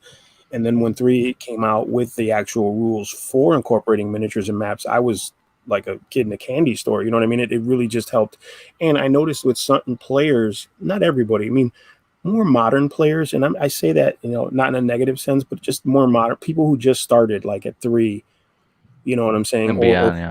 You know what I'm saying? Like they didn't get the build your experience in second edition, first edition like we did. I noticed with them visual reference is just so much more crucial for them, right? Like it's just, you could explain it, you could detail it, you could write a complete detailed explanation that an architect could draw from, but there's somebody at the table who's like, I don't get it. Yeah. Where am I standing? You know what I'm saying? And I'm not saying, again, Theater of the Mind is fine. I know people who play it still. It's great, whatever. I just, like I said, I have developed my interest in miniatures, and obviously, again, it's a broader scope than Dungeons and Dragons, but I found that it does help so much more. It's like having a digital tool for your DMing, right? It's like another tool that's just going to make the game go easier for me than, you know what I mean? Like here you are. Here's everything around you. You guys figure it out from there. Yeah. Now, it's kind of break the suspense because it gives you a bird's eye view of things, which kind of breaks. But that's in any tabletop miniature game that you play. That's the negative, right? It gives you a bird's eye view. I definitely agree too. I've played other games with minis. Like I played like Rogue Trader in the early 90s, like the second edition of Warhammer 40k, and I played fantasy. So I love miniatures, and now because I'm going to be designing sort of ones that like our kids can play, I'm actually going to start crafting tiles. Like I'm just going to do them out of cardboard, like DM Scotty style and that kind of thing. 3D printing, man. And well, I'm waiting. I'm waiting for work to send a 3D print up the office so I can use it. But it's Forge. The only time that I use, so it's funny, the only time that I use minis in a battle mat is with new players who are just coming into the game. Like newer players. I don't use minis in a battle mat with people who are used to playing, right? Or who people play for a while, or certainly people who have played previous editions, right? Like, so I did not play any 3.5. I did not play any 4th edition. I legitimately left the game. Like, I played BX through 2nd edition, right? And then left the game, basically missed 3.5 and 4, and then came back for 5th edition. So I don't. It is a completely different world for me, right? Like this is what I'm saying. It's not like. But I didn't want you to get me wrong. That I think I can play within your game. Like if you DM the game, I don't have a problem with that at all. Yep. Personally, me. Yep. But I know my players. I know majority of probably people that I see that's playing 5e and and is watching Critical Role type stuff.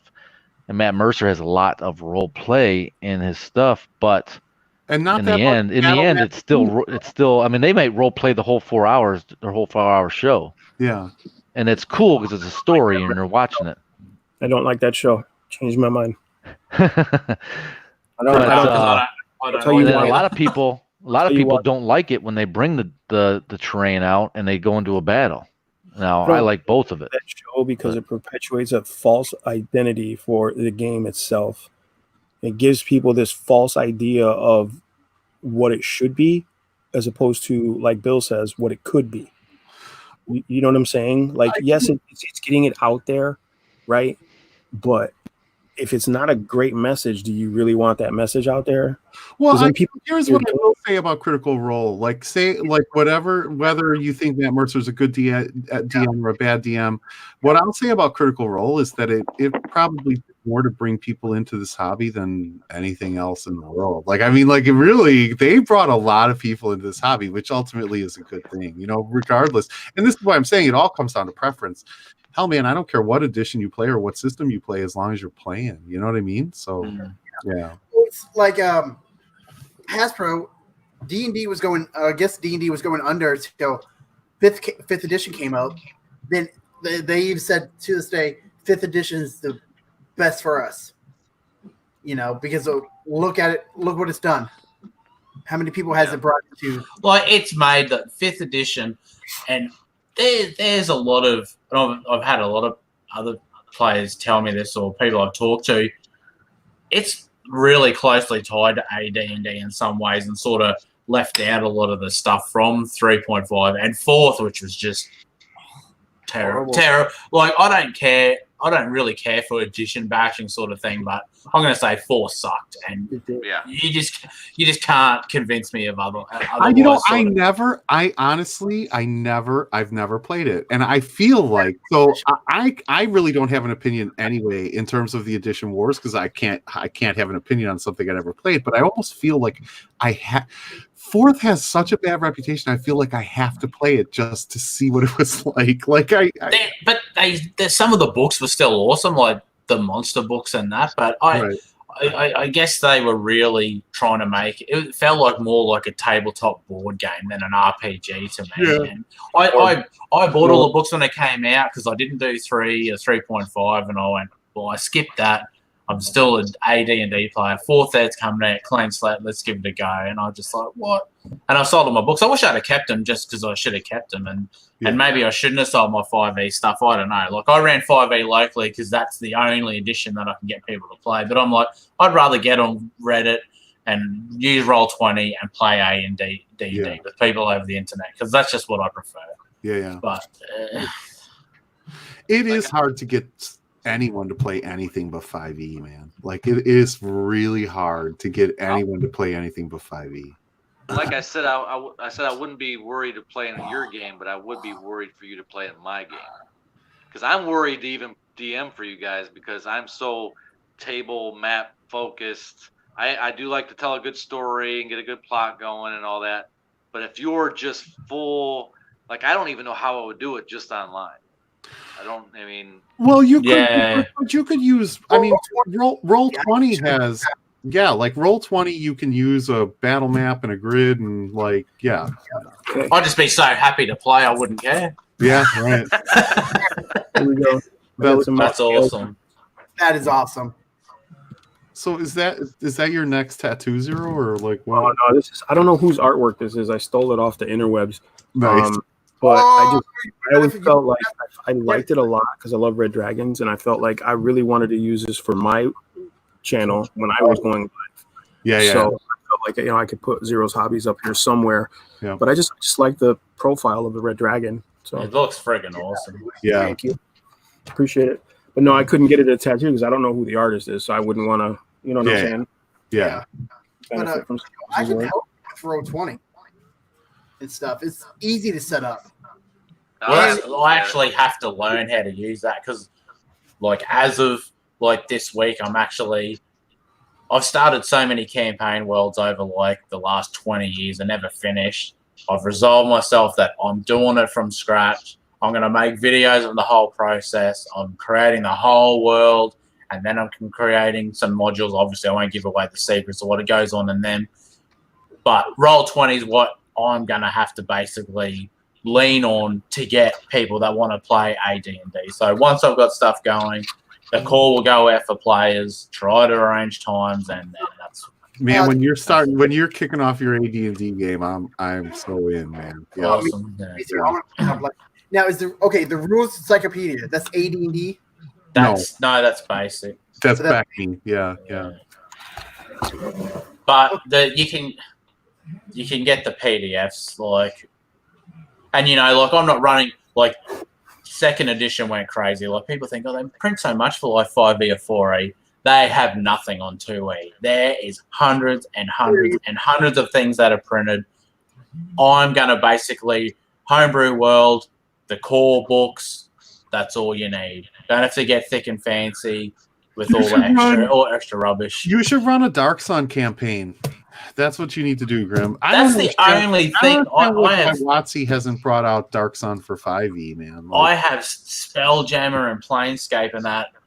For some reason, somehow, I don't have a single Dark Sun thing. Then I don't want to deal with psionics. When they announced Wild Mountain, a lot of people was mad because they didn't get. Everybody thought, oh, we're gonna get a Dark Sun. We're gonna get a Dark Sun campaign setting. We got Eberron. We gotta get Dark. We're gonna get Dark Sun next.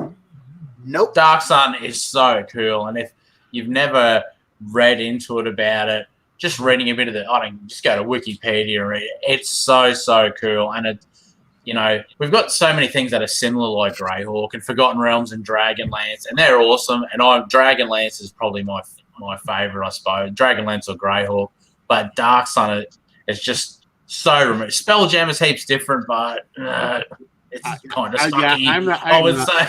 I'm not a big fan of Spelljammer. Yeah, I don't like it. You talk about like having nothing. Talk about having nothing but a bucket and a spoon. Like you couldn't even find a sword. Like metal is like if you found not a magical sword, just a standard steel sword, you were the shit. Like right, because like metal was unheard of in the Dark Sun world. So yeah, and you got like Thry Queens and all that, the Gladiator pits. It's like Mad Max crossed with the Gladiator.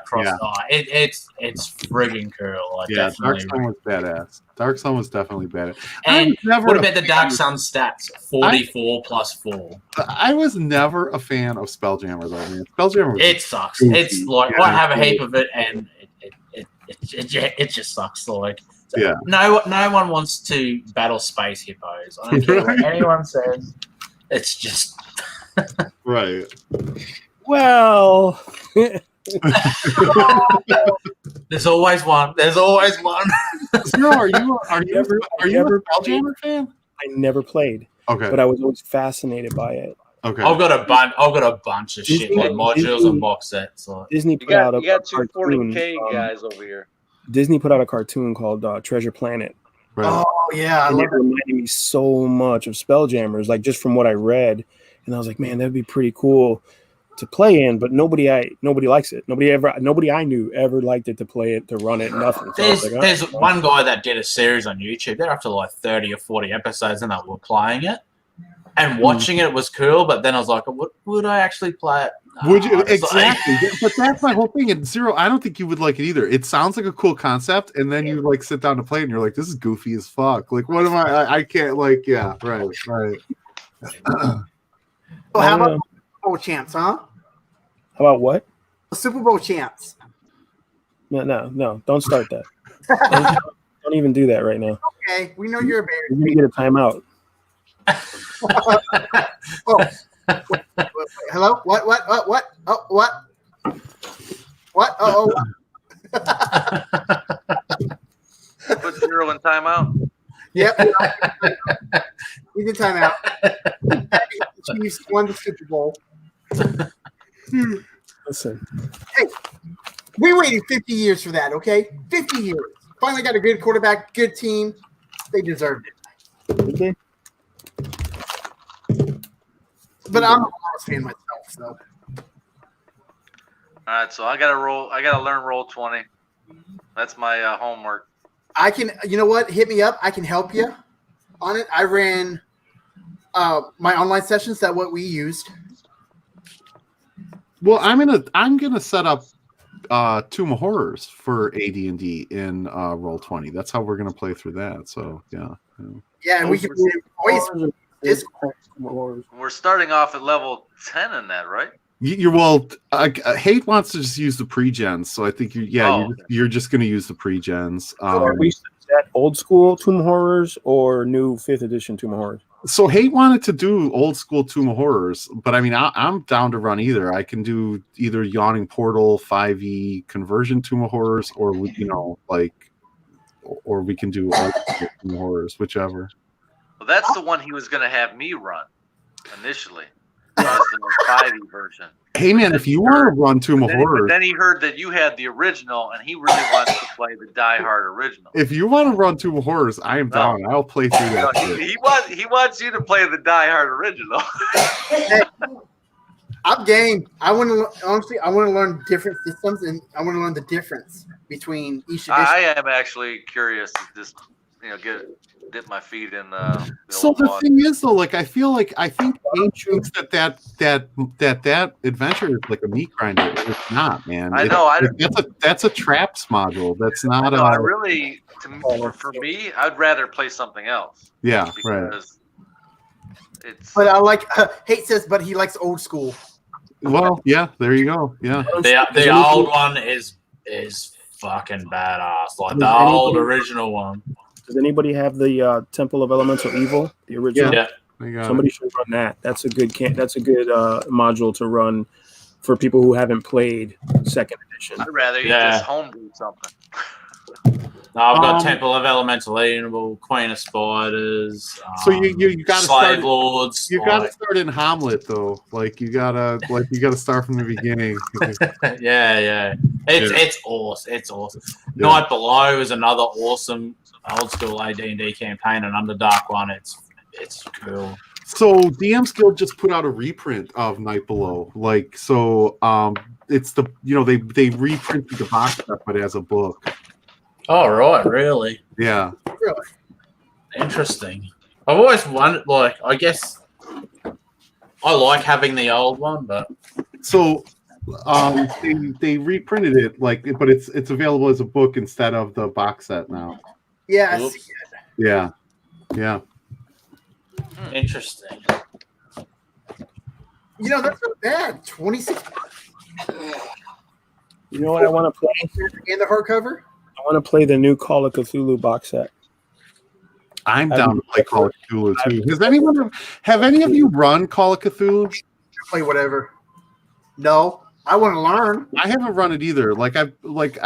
I've played it, but I haven't run it. So run it? Okay. One thing I'll say, actually, probably a little bit off topic, but if you're DMing and you don't use minis and stuff like that, I'm still like a massive believer in props. And it was only just going through through the Night Below thing. So they had player handout stuff. Like obviously you can make your own scrolls or whatever, it makes it a bit more authentic. But if you give a player something that they're holding on to and they've got this ring and it's on the table and it's just like in the front of their minds.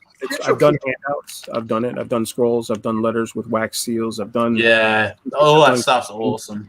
I give it away. Like I realized, after the fact, I'm like, oh, that shit's gone now. I gotta get more. Yeah. It just got expensive. It was like, and even just to craft something, to give them, I wanted to craft puzzles that they had to figure out physically. You know what I'm saying? It just got to the point where it was like, I can't. Every 2 weeks, I was like, I can't keep up. Yeah.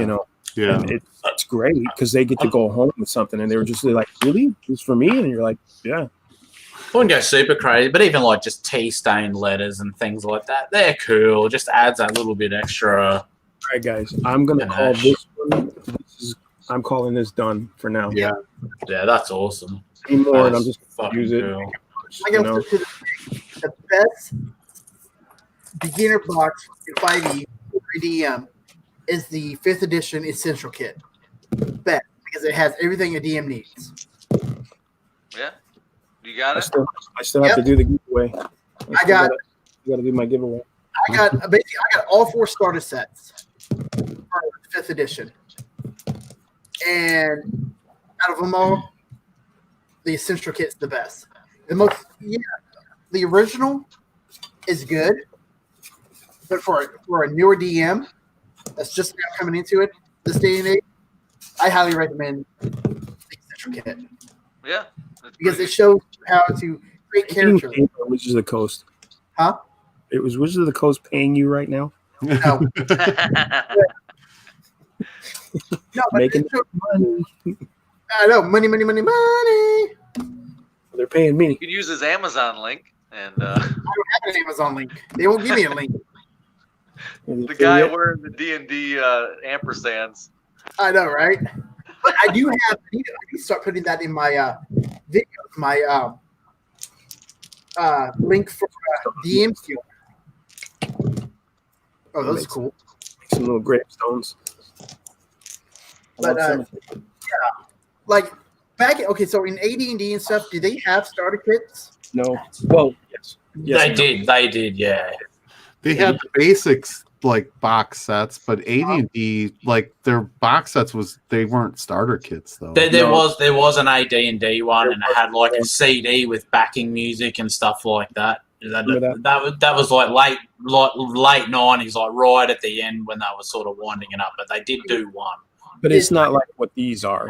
No, it's shit. It is shit. Like the 5th ed ones are way better as a gaming product than what I didn't mean it like that. What I meant was the content in the box was like geared differently than the new sets are. Like the new sets are like we're gonna give you everything you need to start playing this game from the jump, you know. Whereas the original box sets were like, we're gonna give you the tools to build a good game. You know what I'm saying? Like, it's like an introduction thing more than a starter set. Yeah. Right. So I mean, yeah, there was some point because I remember the original Red Box.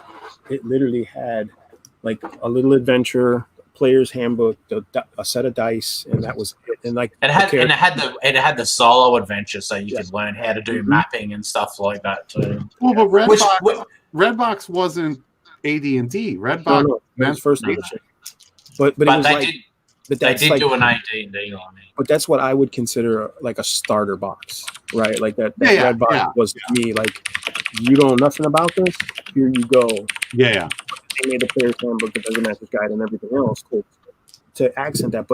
And once you got those books, what was in that starter set was pretty useless, but it was good for like, you know, a $25 purchase or $30 purchase, whatever it was at the time. Because I don't know the ratio. I think it was like $25 or something like that. And it was a good way to just literally jump into Dungeons and Dragons. And like I said, that was what we had. You know what I mean? Yeah. I mean, but like I said, it's not now. The people who played the Red Box are the people who are designing the new starter sets and like, let's put this in there because that will really help them get going. Let's put that in there. That'll help them get going. You know, I just chucked a picture of the AD&D one in the Discord. Mm-hmm. So. Oh wow! But it came with a CD. Like there was like music on it, but at the start they sort of had like basically a DM like narrating, like you walk into the dungeon and rah rah rah and a little bit of background. So this is what a DM does, sort of thing. Like I have never seen that. I have never seen that product. You know who's in that CD? The actor who played the Green Ranger on Power Rangers. What's his name? Jason David Frank. Oh, really? He's in that CD. He's the voice actor Reynolds? in that CD. Ryan Reynolds. Deadpool. We're gonna fuck this turkey. Give me the bard. I want to fuck the dragon. I want to fuck the dragon. Hashtag not safe for kids, guys. Critical, are you allowed to swear? Crit, are you allowed to swear, Crit? I just did. I am. Oh, wow. It's easier to ask for forgiveness than permission, so just say it first.